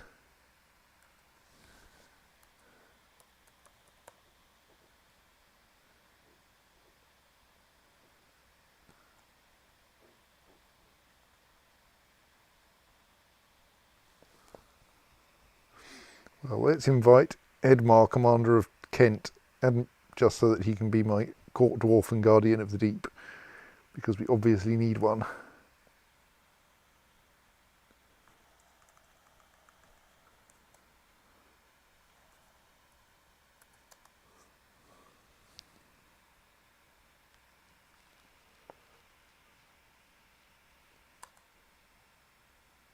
Now my bishop's gone and court chaplain's gone and died.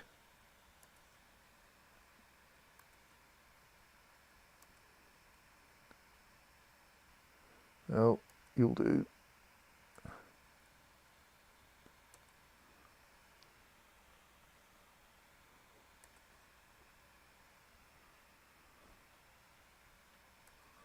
I mean, he was apparently a lunatic at the end, so.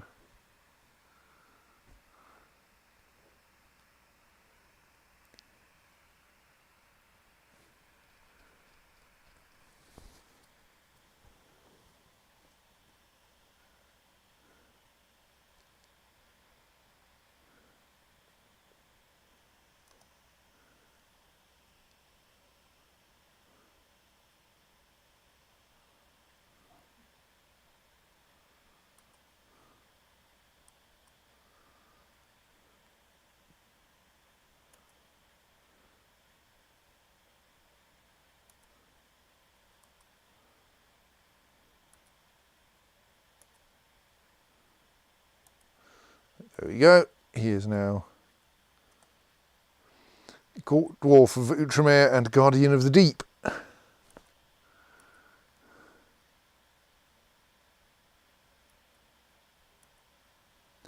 Which probably means I can add another feature to Petra.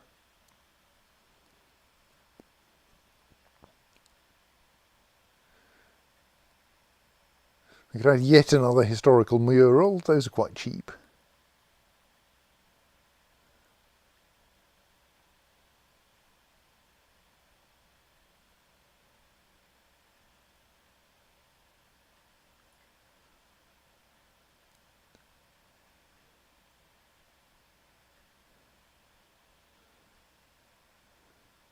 Go on, let's add a historical mural.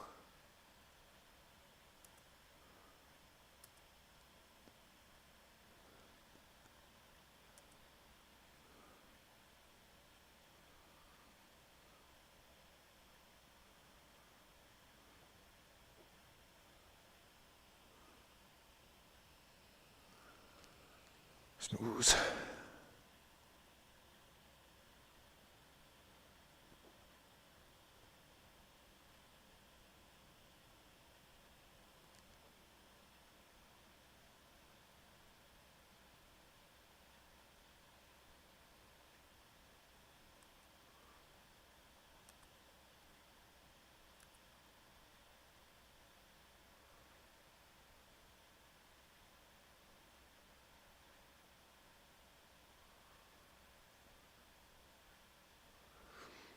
So far,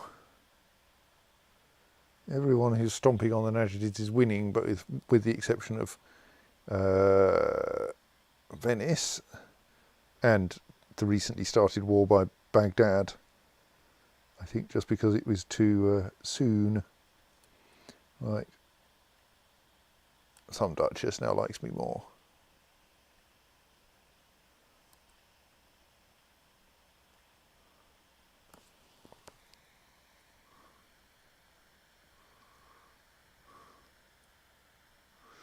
Okay. The Najidids are holding on very well, partly because lots of the AIs are bad at attacking them. What is this Sistani revolt about, anyway? War against tyranny, right? That's like when someone's trying to arrest someone, isn't it? He's probably going to lose, but the war score is currently slightly in his favour. Probably because he's occupied that there. That's nice. I'm not sure he's as much use to anyone.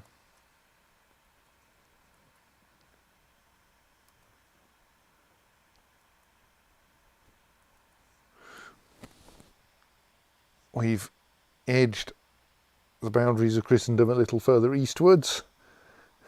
Now there's only that little Zikri patch to deal with.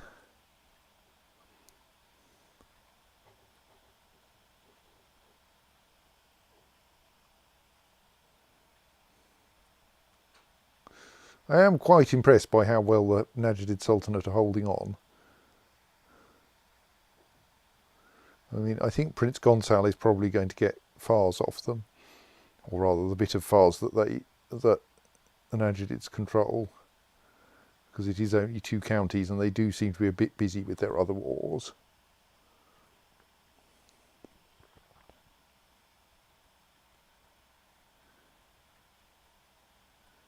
Yes, and now I have the problem that my kingdoms are going to pass to Oneka, even though the empire will currently pass to Gonçal, which is not what we want.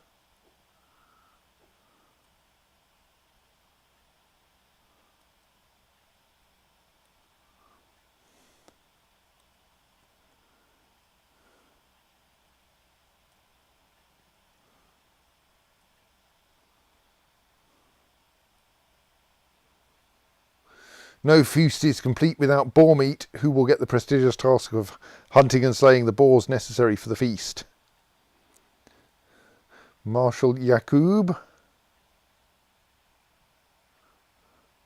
or Prince Manrique, who is like one of the more useful children, to be fair. Or the peasants. Let's send out our marshal. Marshal Yakub told me his ideas. For 27.9 gold, I can have plus 100% military tech spread rate. Well, we'll have that.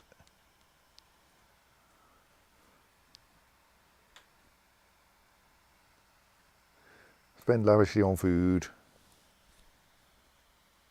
Invite everyone to the feast and they'll then refuse. See?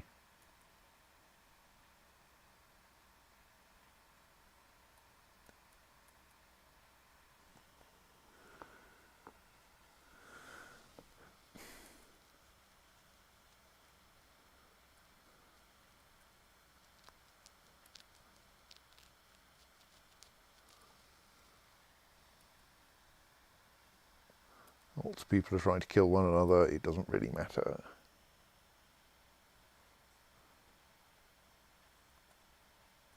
Elvira's pregnant again.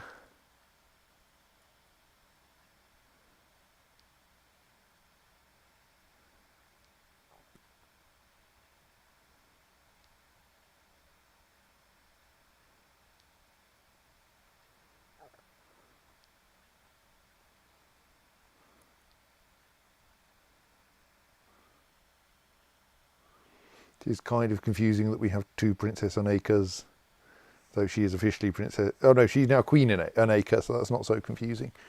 But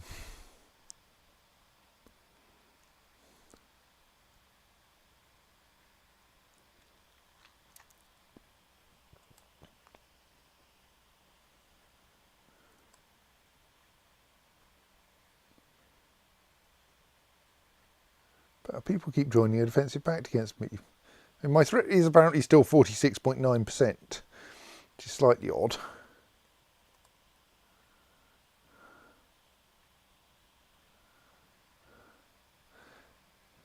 I think Digest Richie Berger was my target last time.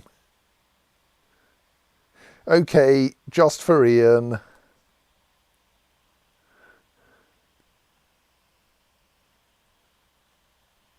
I think I pressed the correct button there.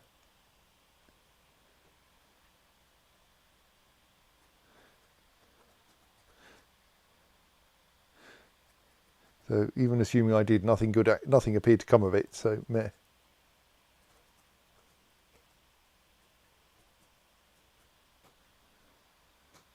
Let us enhance Jericho some more.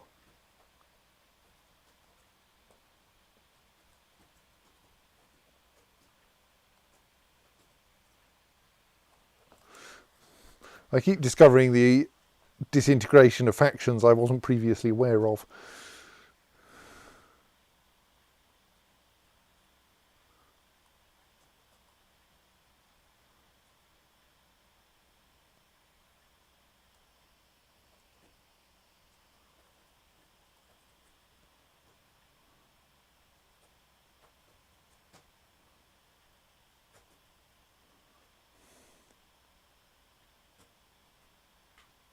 What?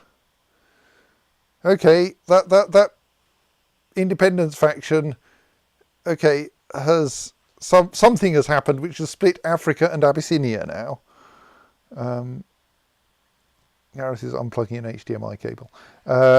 So yes, the great African, not quite empire, is which never actually managed to found an empire, is falling apart.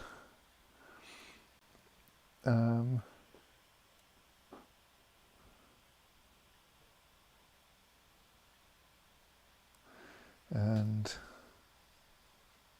we've gained 2 of those counties so far, so that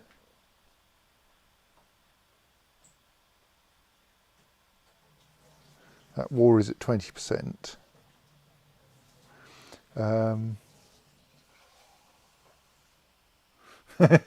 Pink Beast checks, but Wild Boar is plausibly available in basically all the game's map.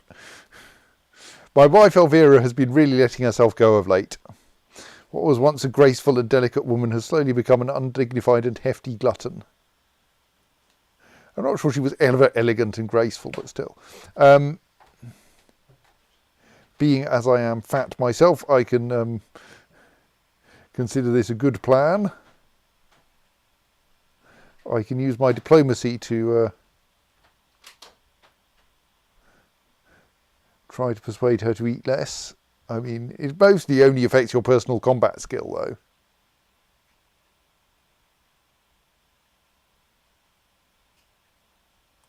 So let us... We also have... Pygmy complains about all the Elviras are confusing. We also have both Elviras and Elbiras. So Nuno's mother is an Elbira, Queen Elbira the Confessor. His wife is Elvira.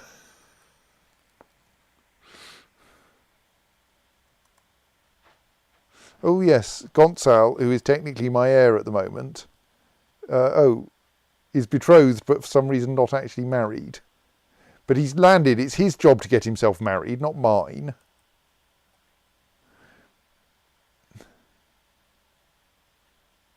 I'm well aware he should get married. Leave that turned off, Ben. But since he's betrothed, he'll probably notice that his wife is now 16. Yes, send the family.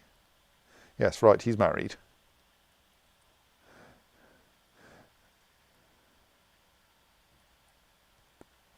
So stop complaining.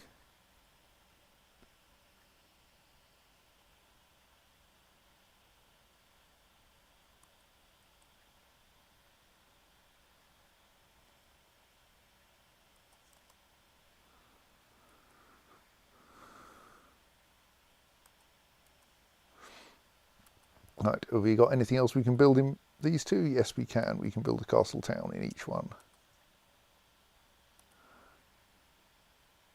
Which is good for getting more money.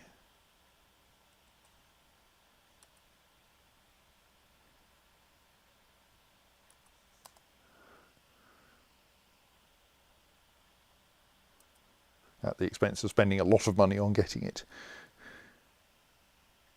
There's 35 Najidid troops wandering around.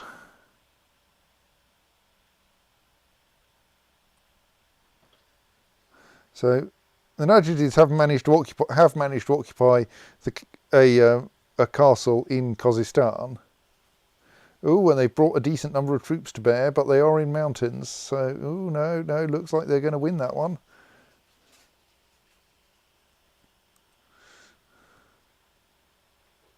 The peasants have taken to arms in Acre. That's not acceptable.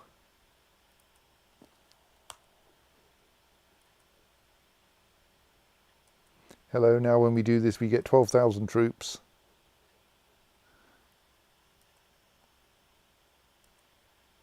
And yes, you're quite right, Elvira is currently pregnant. So the fact that she was. Son was born named Joannas. Okay.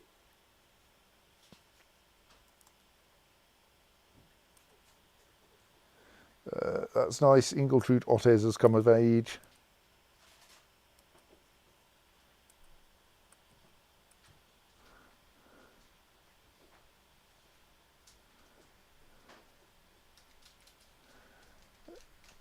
Princess Elvira will be ready to be educated soon.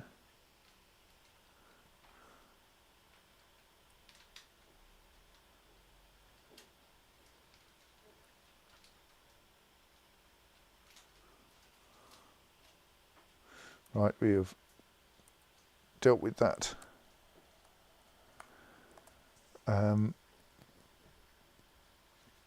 Revolt.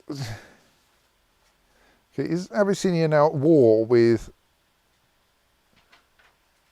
well, everyone apparently? Oh right, has the King of Abyssinia got himself excommunicated? Yes. Which means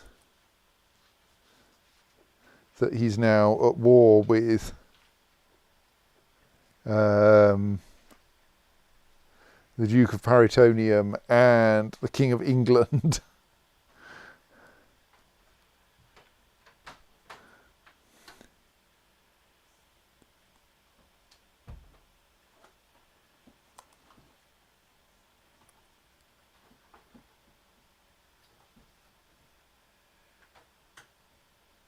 Might well lose one of those. Oh right, we've got so much technology, we should actually press an advance button. Should we get even better castle infrastructure?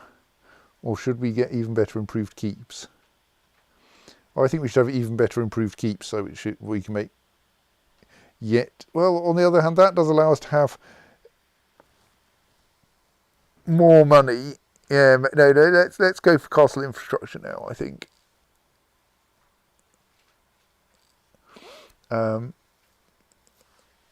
Because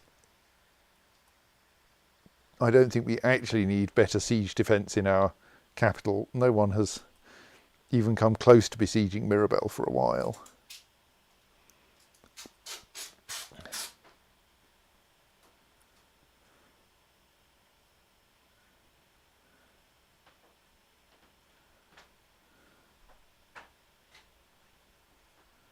So things are now going slightly badly for Prince Gonçal because he got defeated in battle by the Najidids. Sistan and its revolt are still at it. Right. Does she now utterly love me? Not quite, no. You can stay there and keep making her happy. Right. Elvira Núñez de Spoleto has grown up to the point where she's a teacher. I currently am teaching no one, so let's just teach my daughter.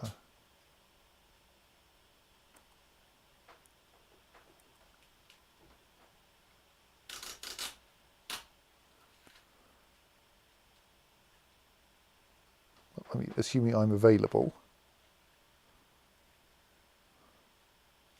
There.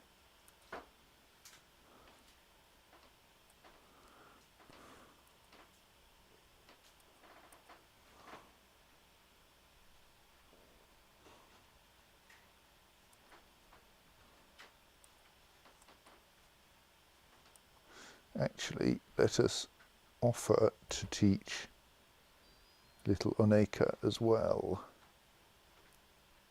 Sorry, yeah, big Oneka, the elder of the two Onekas. My granddaughter Oneka rather than my daughter Oneka.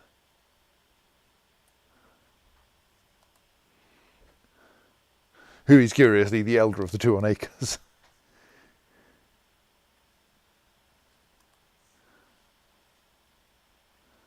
Right. No feast this year.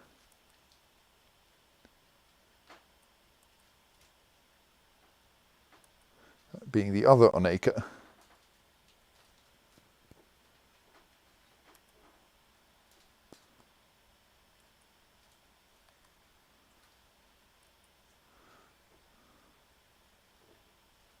So, you know, we should first, if we're going to think about marrying off any of the girls, we should see if we can choose a husband for Oneka.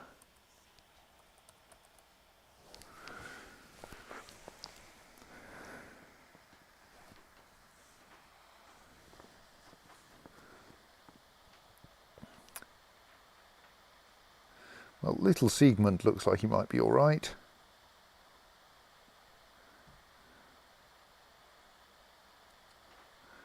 So we apparently can't have a matrilineal marriage with him.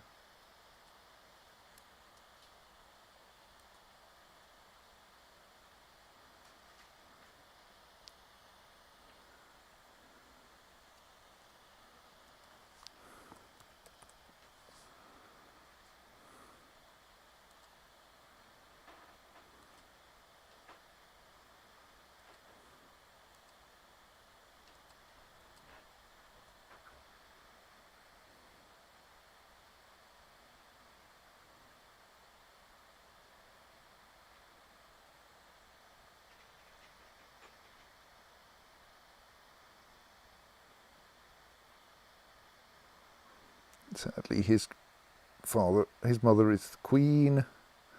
Hence, he won't join my court. Siegmund's father is a baron, so we can't. Annoyingly, we can't get a matrilineal betrothal with him. His father's a baron.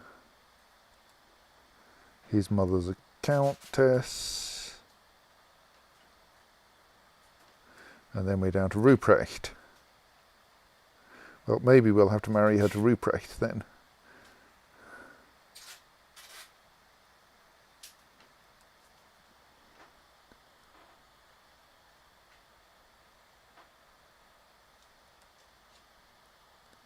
Almost certainly can't get a matrilineal marriage to a count.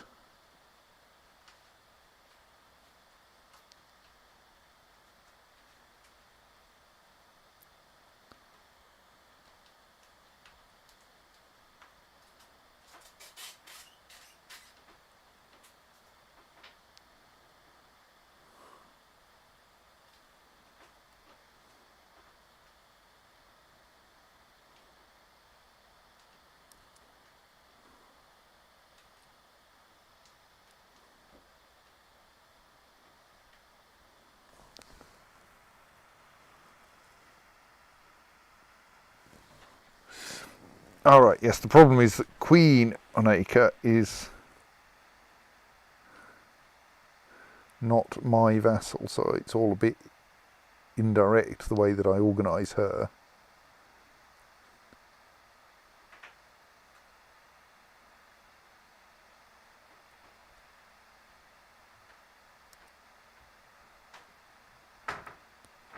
Okay, so we could totally get betrothal with Arnie Philipson for Eliza.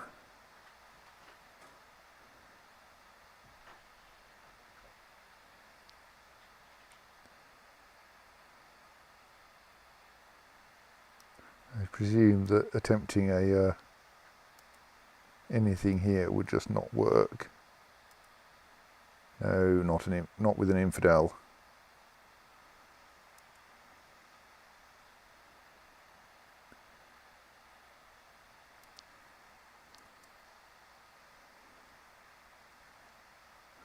This one is inconveniently too high in the list of successions. So Arnie is probably the best we can do for Eliza. And then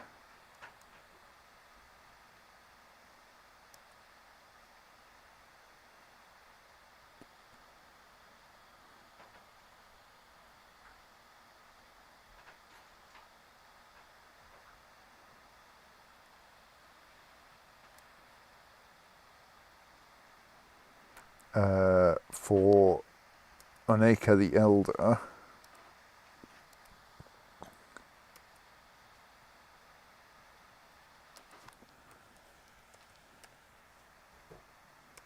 let's go for Ruprecht. He's only a bit on the old side.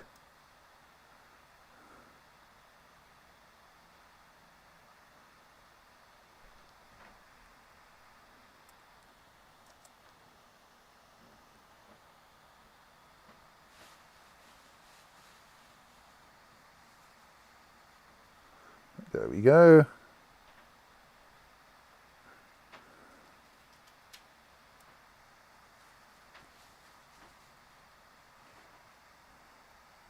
So Queen Anaka is now betrothed, as is Princess Eliza, who is one of our more genius daughters. Probably want to find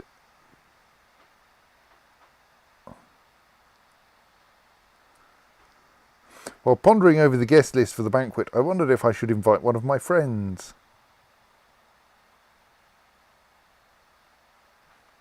I don't see why we shouldn't invite Count Beotwin of Najran.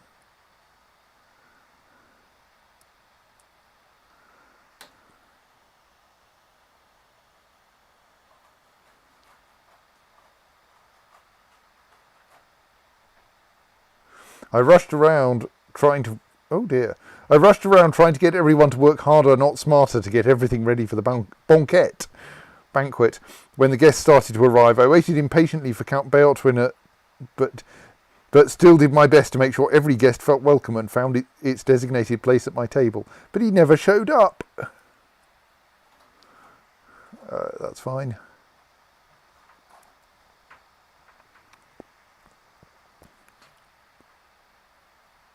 Oops. Didn't actually mean to press that button. That's nice. Adela Emelriches is a scholarly theologian.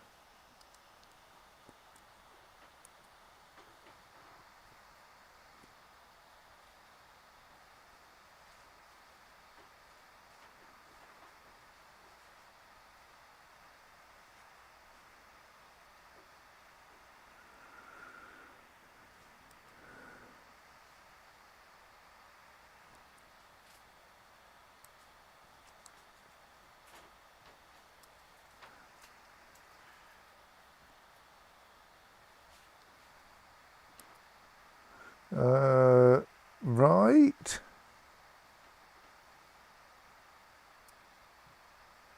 Okay, I don't think I can mind that.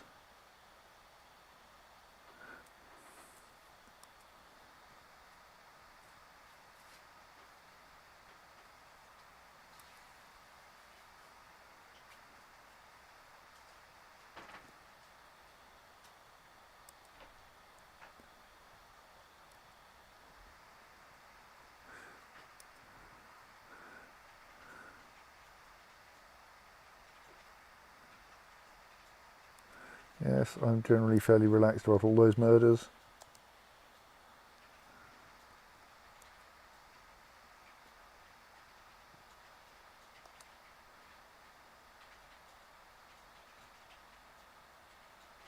Why can I usurp the Kingdom of Yemen?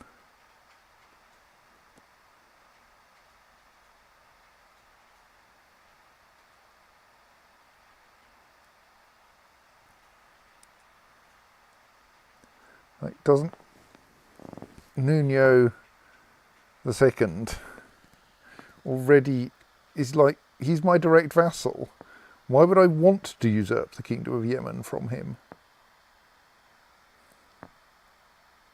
Obviously I control it. But I don't see that this is a useful activity.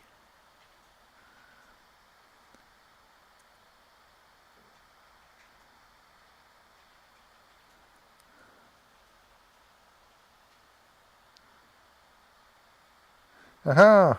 Lost stressed as well from being married to someone I love. See, it was an excellent idea to seduce her.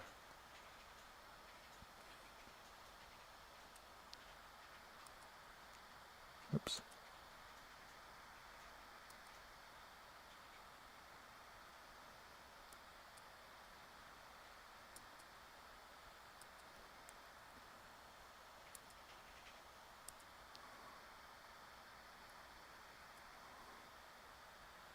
So many things I can build in Jericho.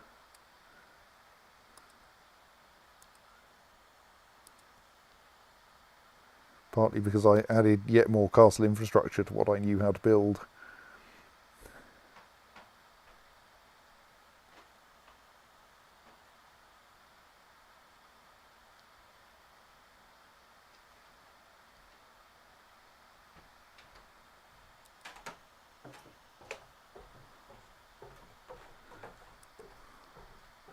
I think Queen Munia of Samara, sorry, Duchess Munia of Samara, or Queen Munia of Abyssinia, has now been cheered up more than adequately.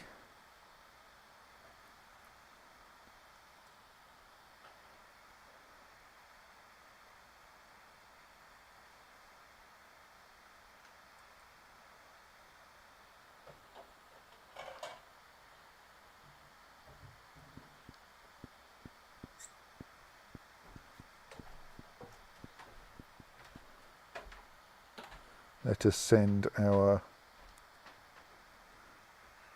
Chancellor for a bit of cheering up in Al Jazeera.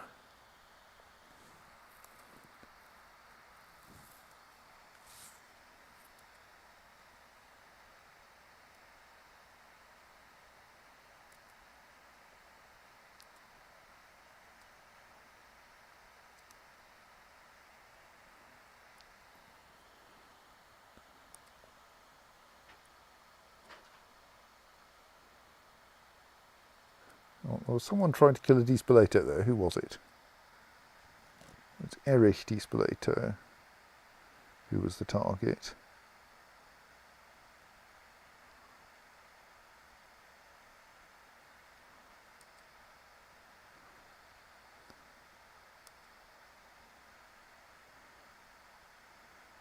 Okay, the ordering of this seems to be a bit confusing. I'm trying to kill the heir to the Duchy of Baghdad.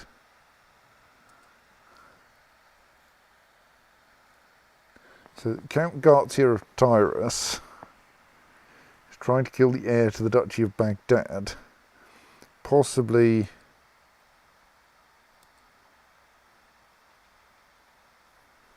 I can't see why he would do that.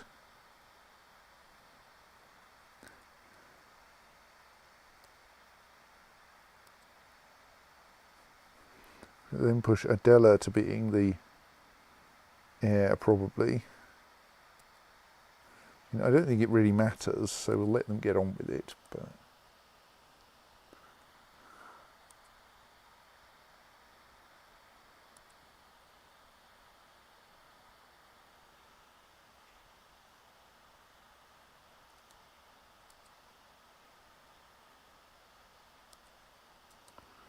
run time a bit quicker because this is a bit tedious, to be honest.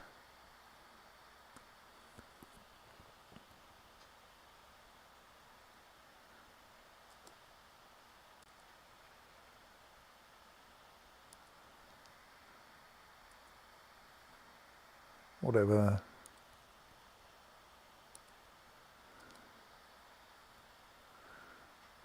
So the Gonçal is still pursuing this war against the Najidids. I think the Najidids may be currently distracted by one of their many other wars.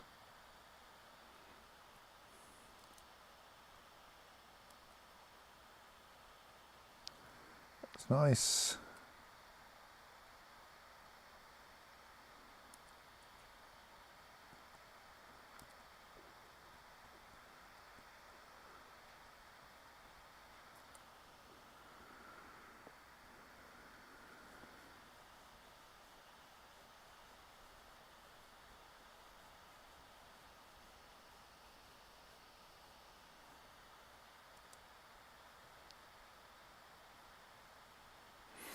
Right, we have another Eliza, and Eliza Manriquez, who is the daughter of Prince Manrique.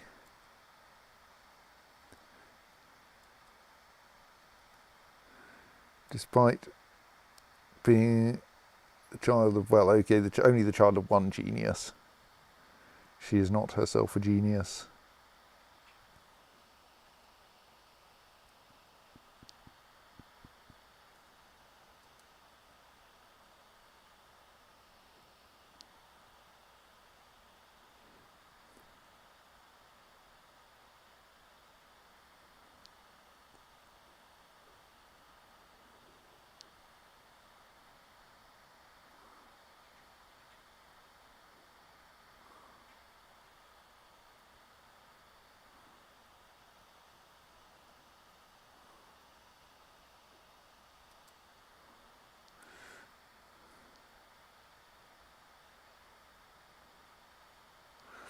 So Manrique asked for a fief of his own to govern. Well, I was trying to give you one, as I recall. Oh no, I was trying to make you my chancellor, and that didn't work.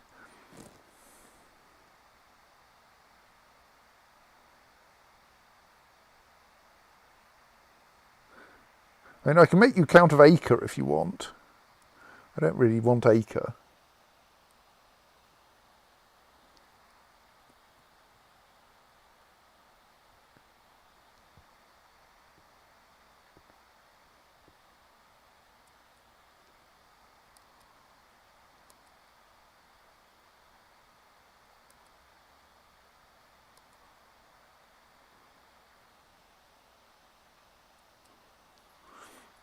Well, I should probably wind up soon. Because it's getting late.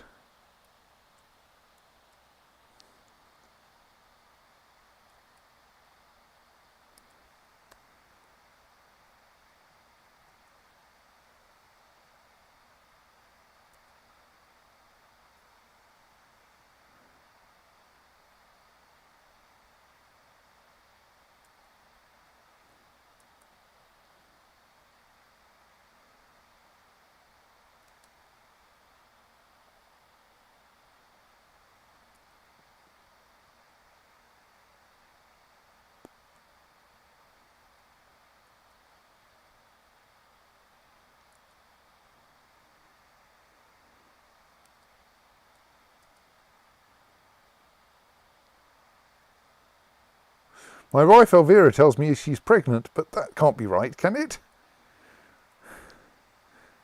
Definitely true.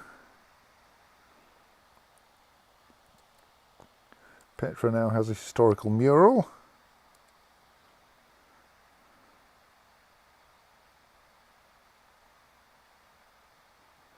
Did we create a torture chamber there? I've already added a tavern somewhere.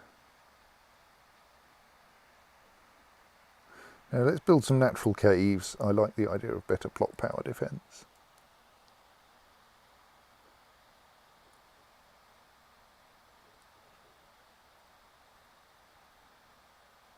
I have thought it over and I cannot be the father of my wife Elvira's baby.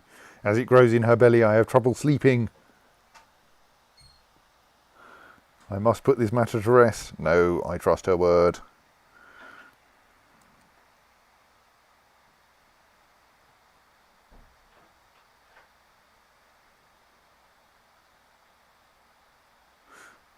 Okay, I have apparently inherited the county of Nisibin from Count Piares of Nisibin.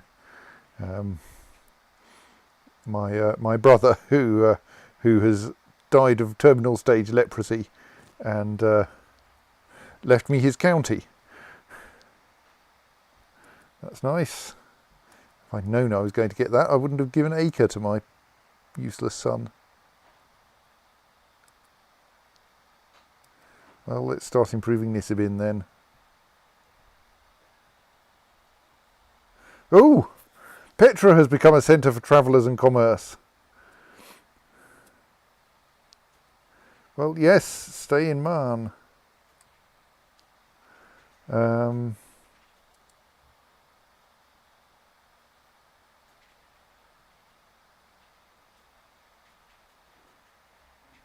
So our riding grounds are of no use because we are not Altaic or Iranian. But we can still build some stables.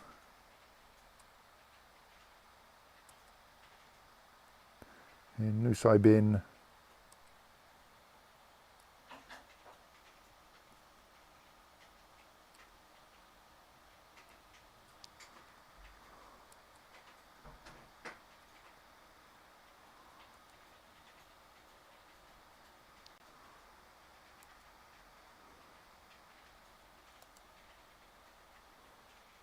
That's nice. Queen Munia has apparently inherited something. So it's de jure liege is the Duke of Mosul, Duchy of Mosul, which is an acre, who is thus presumably grumpy that I hold it? No, apparently not.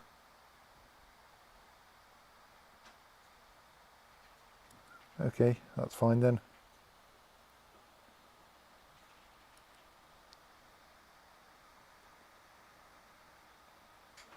Prince Consal is still fighting over thing. Oh, but no, that I'm sure that bit of Crimea is less what's name than it was.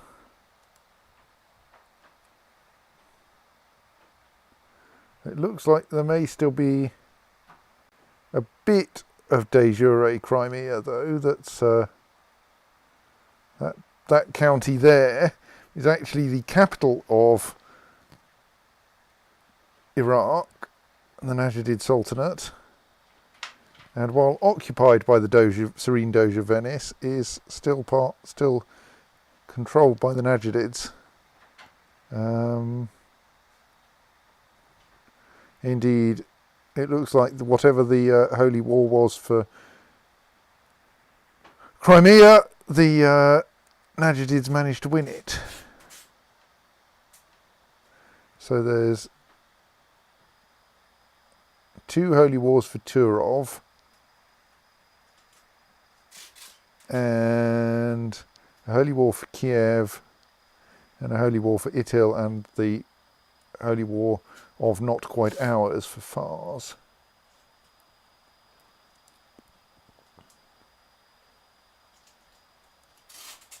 Ooh, Mehrzad has come of age. My friend Mehrzad.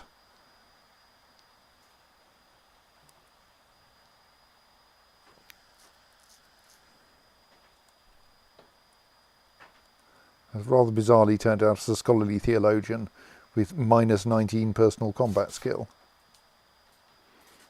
I mean, I'm kind of tempted to grant this kid a county. Go on. Have that random county I just inherited.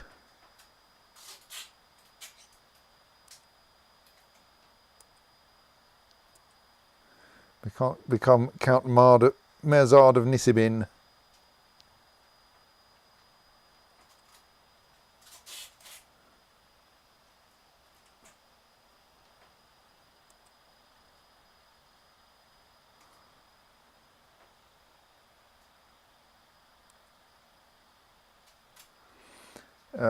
My daughter Elvira is being patient. Yes, be patient.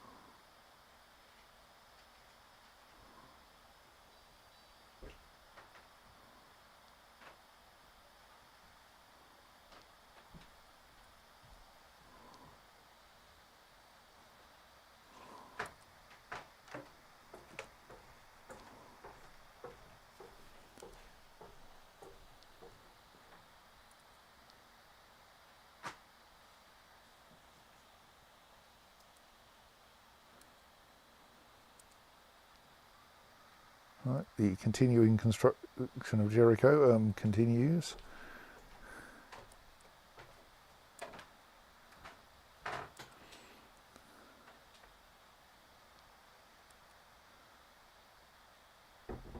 I keep remembering that I should select Castle Town when I can, because that gets me more tax income.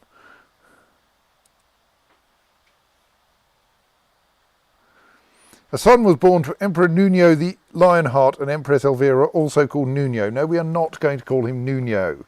That's just going to be confusing if my son is Nuno, especially since I think I might already have a son called Nuno.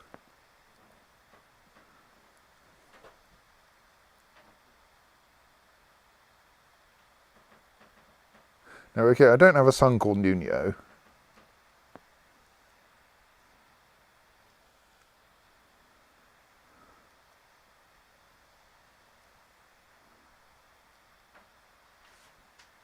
I do have a grandson called Nuno, though. So obviously we need a better name.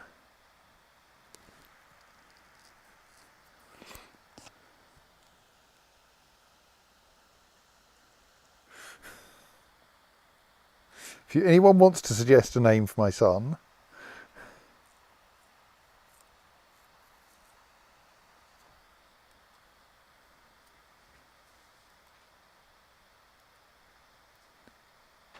there's another. I've got 2 grandsons called Nuno. Um,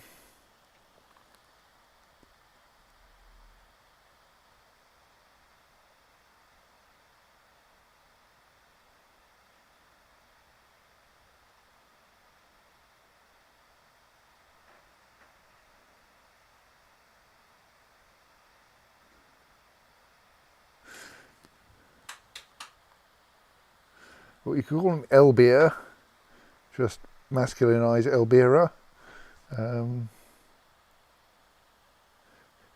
Okay, we'll call him Oinun. There you go.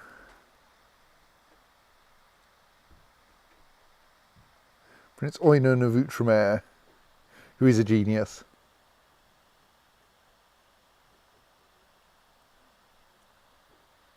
No armour is large enough to fit me, no horse strong enough to carry me. Jerusalem's blacksmith is currently working day and night, designing a new reinforced throne for my courtroom just so I can have something that is stable and wide enough to sit on.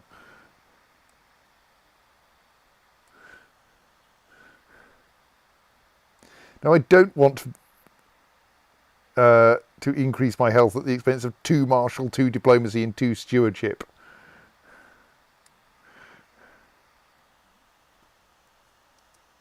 My succession isn't quite sorted out yet, but it will be in about 3 years. Yes, obviously what we need is to invade India so that we can get war elephants, which will solve the horse problem.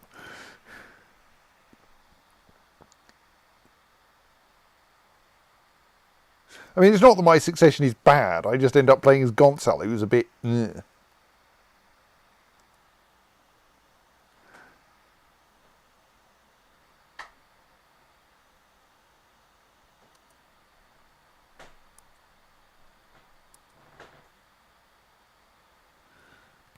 But yes, in almost exactly 3 years, I'll be able to work on changing the inheritance law.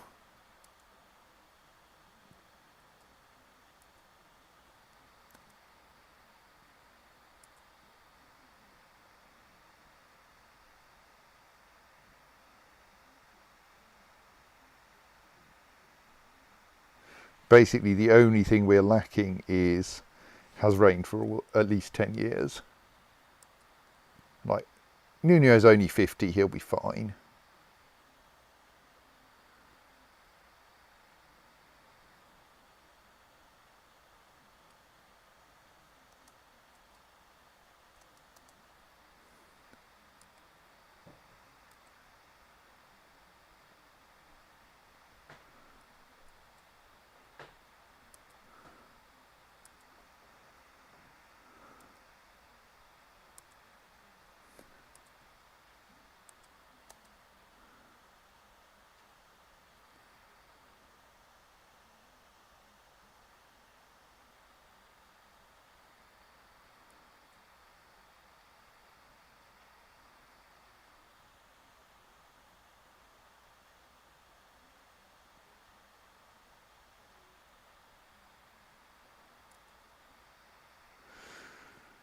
You're getting there, pushing over the Najidids.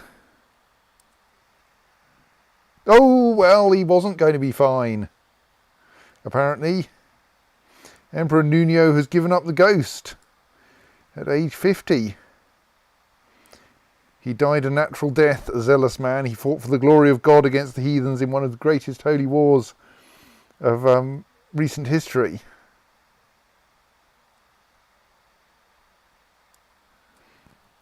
The consequence of this is that Aneka, Nuno's eldest daughter, no, the eldest daughter of Nuno's late eldest son, has inherited the kingdoms of Jerusalem and Syria. While Gonzal, Emperor Nuno's eldest surviving son, has inherited the empire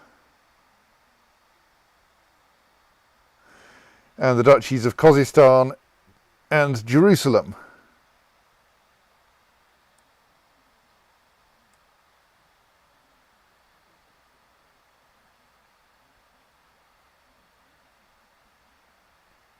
Lots of people have claims on the kingdom, on the empire, notably not including Queen Oneka.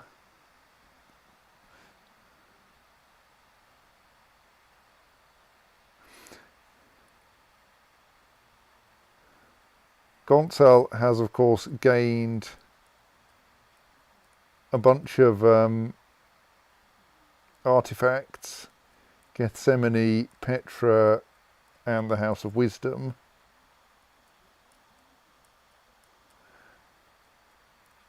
Each of them twice.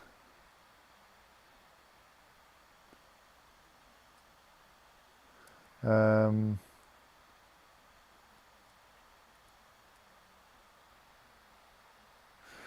Gonzal, being a talented military tactician, I mean, he's not bad really in that respect.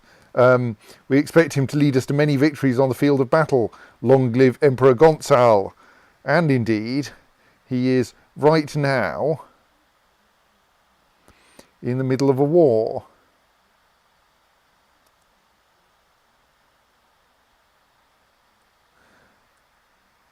So, strictly, there are currently no defensive pacts against him, but I don't think that's something I should even try to take advantage of, because I'm not trying to invade the entire world.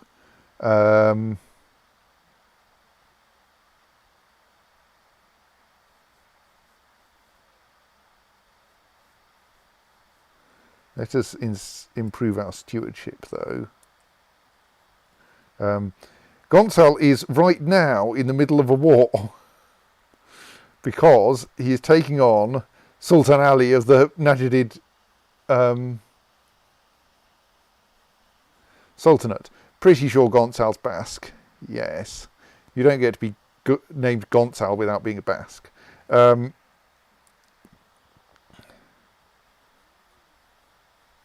So we had a slightly embarrassing battle and haven't quite fully occupied their territory. Right, let's sort out some reasonably obvious. Okay, my marshal is my rival. That might not be an entirely wise move.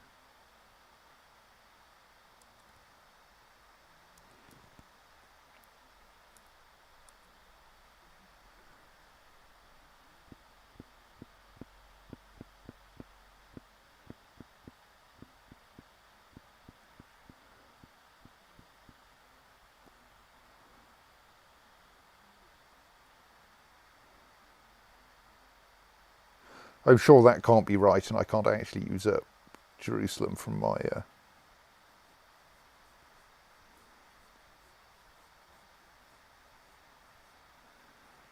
niece.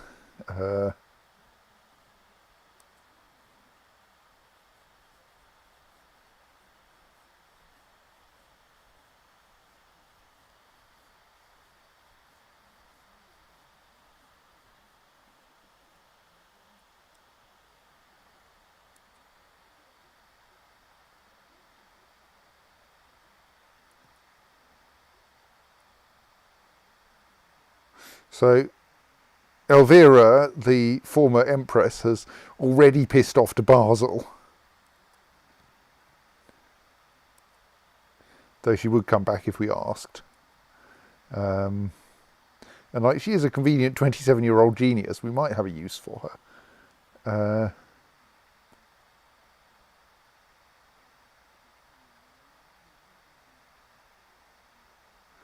So she was technically our stepmother, wasn't she? Can't sell stepmother and friend. There's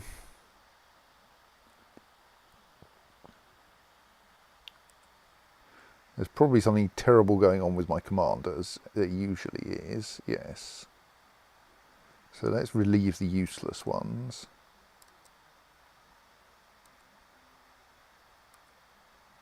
And then see who we've got left.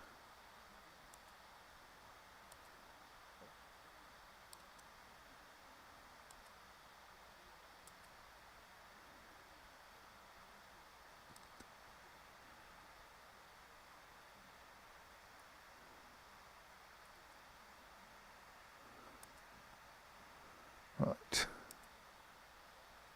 Do we have anyone good in our court? No, we need to invite at least 2 new commanders.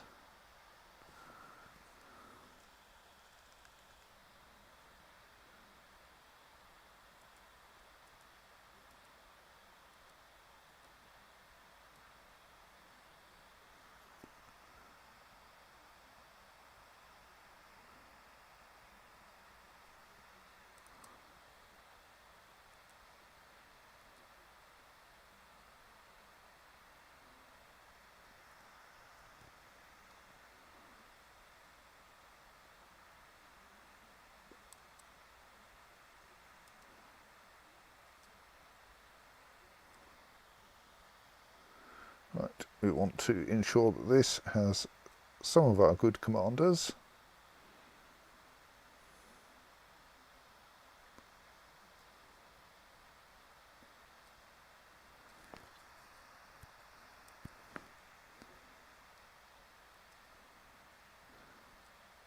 And like we could raise some more troops now.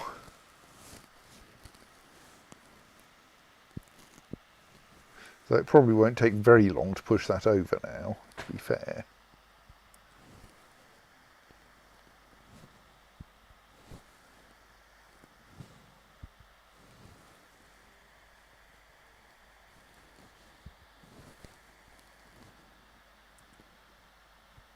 All right, yes, that's that perpetual siege.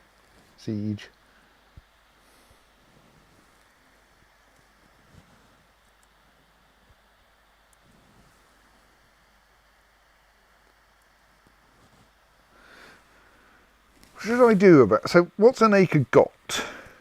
She is currently Queen of Al Jazeera, Syria, and Jerusalem,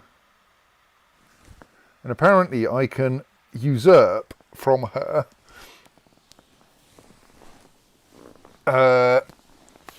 Jerusalem. I can usurp Yemen from King Nuno. I think that's actually a stable situation, so I'm not going to worry about it, though it is quite tempting.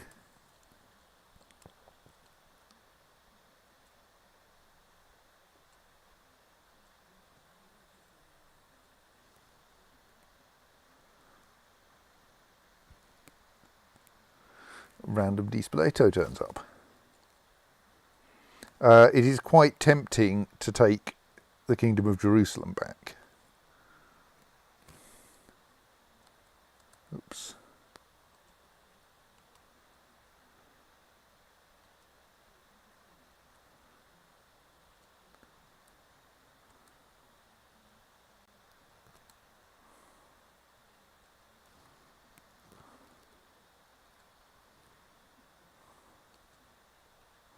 That might seriously annoy my niece.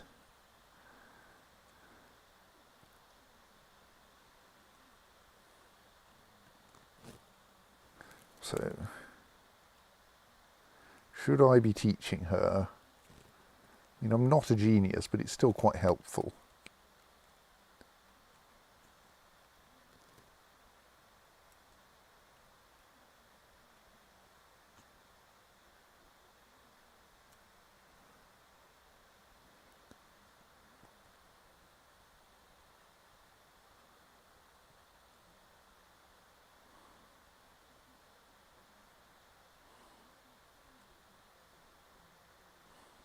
Can't teach him yet, he's too young.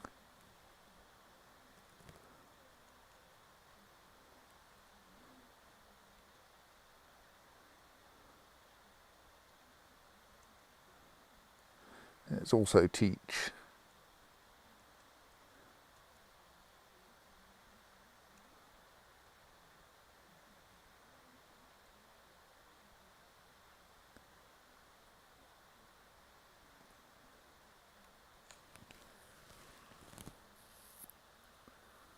yeah, just wondering who I should pull in as my next ward. Yeah, let's teach King Nuno. Hang on, was he the one I already asked? No, he's the one that's too young.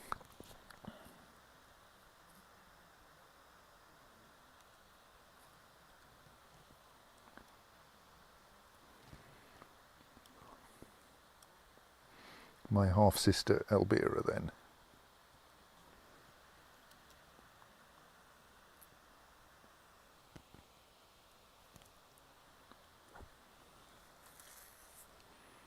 Right.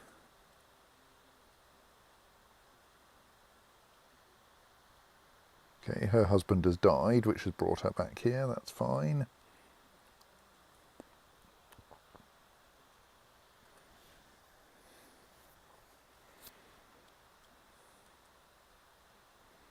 Okay, they are currently increasing the number of people in this holy war on the other side. I don't think this is going to be a problem.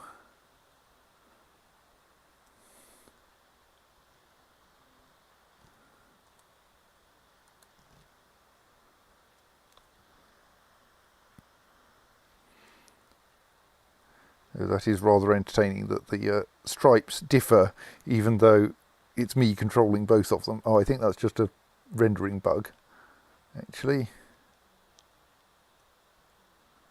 Oh, maybe it's not.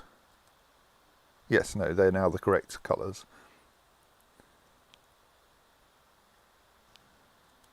Right, it will not take long to push over this last place.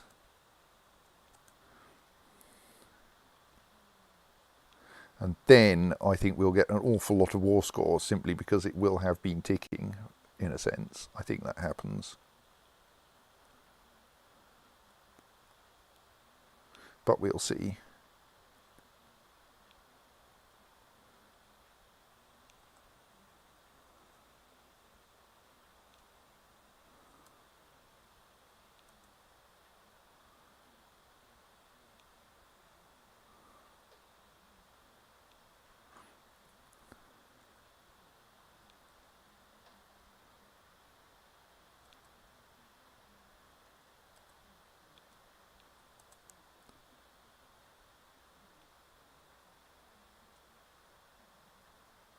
Right, well, those ships have vanished.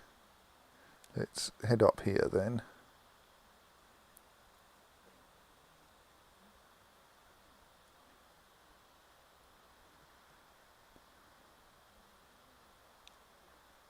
I caught my young ward, Princess Elvira, torturing a rat behind the stables today.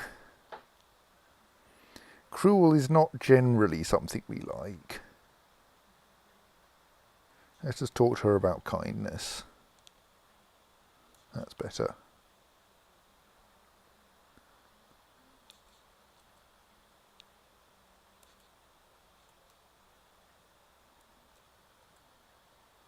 Okay, that's a problem.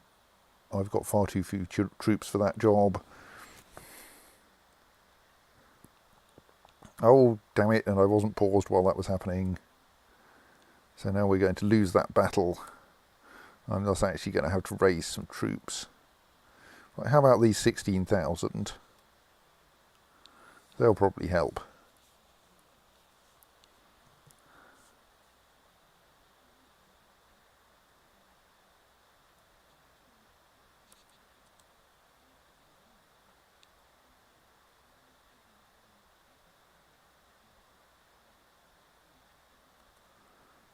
Let's make sure they've got an organiser.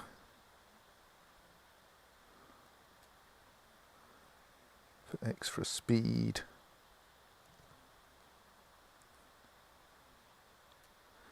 And someone half decent on the other flank as well.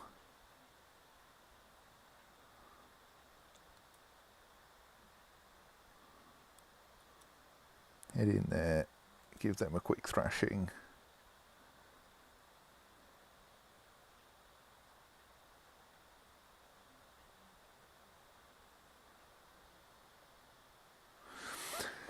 We are marching through the mountains when one of my officers mutters, "Once I'm back in Jerusalem, I'm giving up this soldiering life. Maybe I'll be a baker."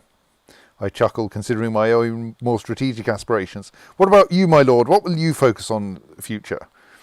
Logistics and organisation? Carrying out the will of God or never surrendering? We'll take logistics and organisation, please.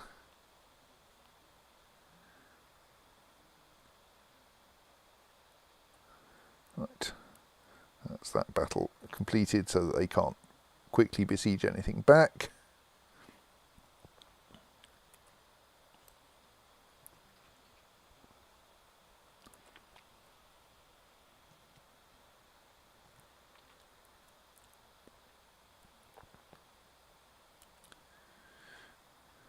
And now we will sit down and besiege back Khuzestan before that lot arrive. She needs someone to teach her.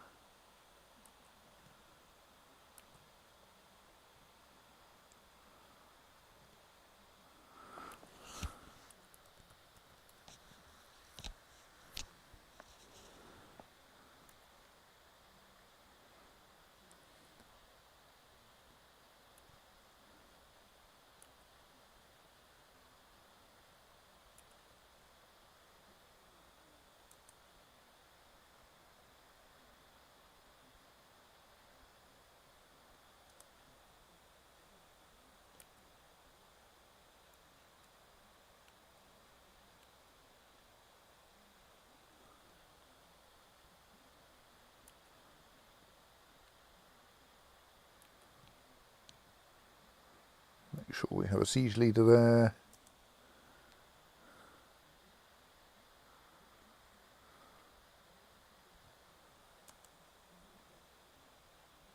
Oh, Princess Urraca of Outremer, also Countess of Hamadan and Countess of Zanjan and not much else, has declared holy war on Esfahan.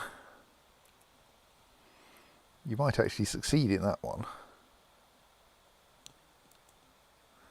We have constructed some natural caves in Petra.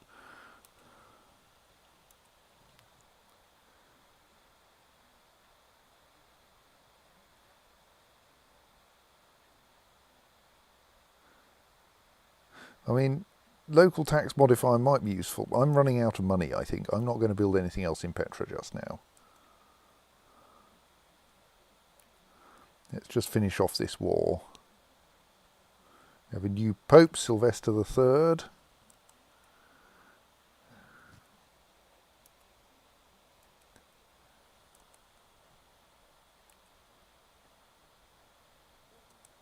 Right, we have 100% war score.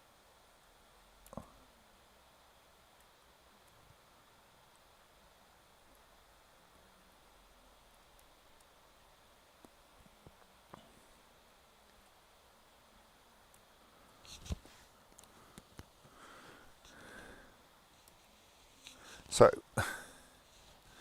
Emperor Gonzal has enlarged Outremer slightly. And has now blown way past his domain limit. I think I can't work out how to organise all of this at this stage. Alright, he can usurp the places he has claims on, can't he? Right.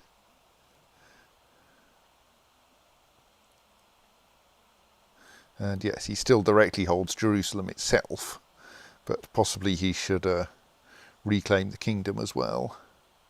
So Marn has an empty holding slot at the moment. We might be able to do something about that, or we could leave it to the Count, because then he wouldn't get annoyed at us holding things in his county.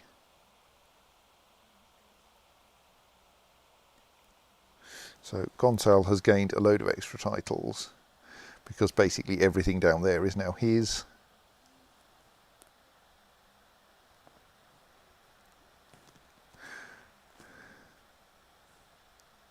There aren't actually that many people in the Muslim Defensive Pact, despite our just having increased our threat. We have Isfahan and Shiraz and the Yazidid Emirate.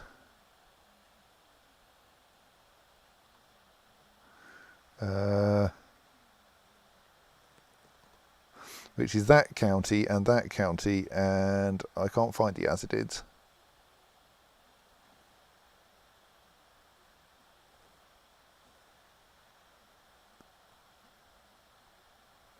Still can't find the Yazidids. They're probably not very scary.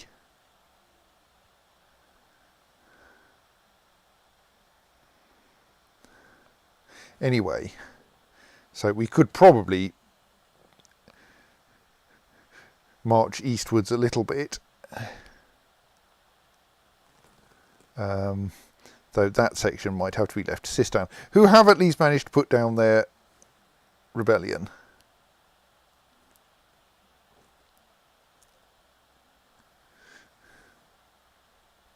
And she could totally take the Abbasids if she wanted to. Oh no, she's taken the Abbasids, that's the problem.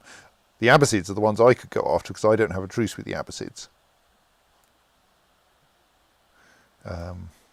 She could go after the Najidids, whom I now have a truce with. Anyway, but that will be for another time, because for now I think we will leave this middle-sized disaster where the wrong person inherited the empire, and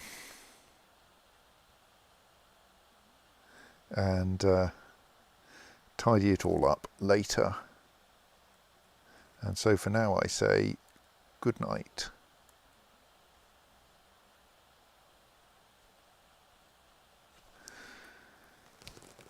Good night.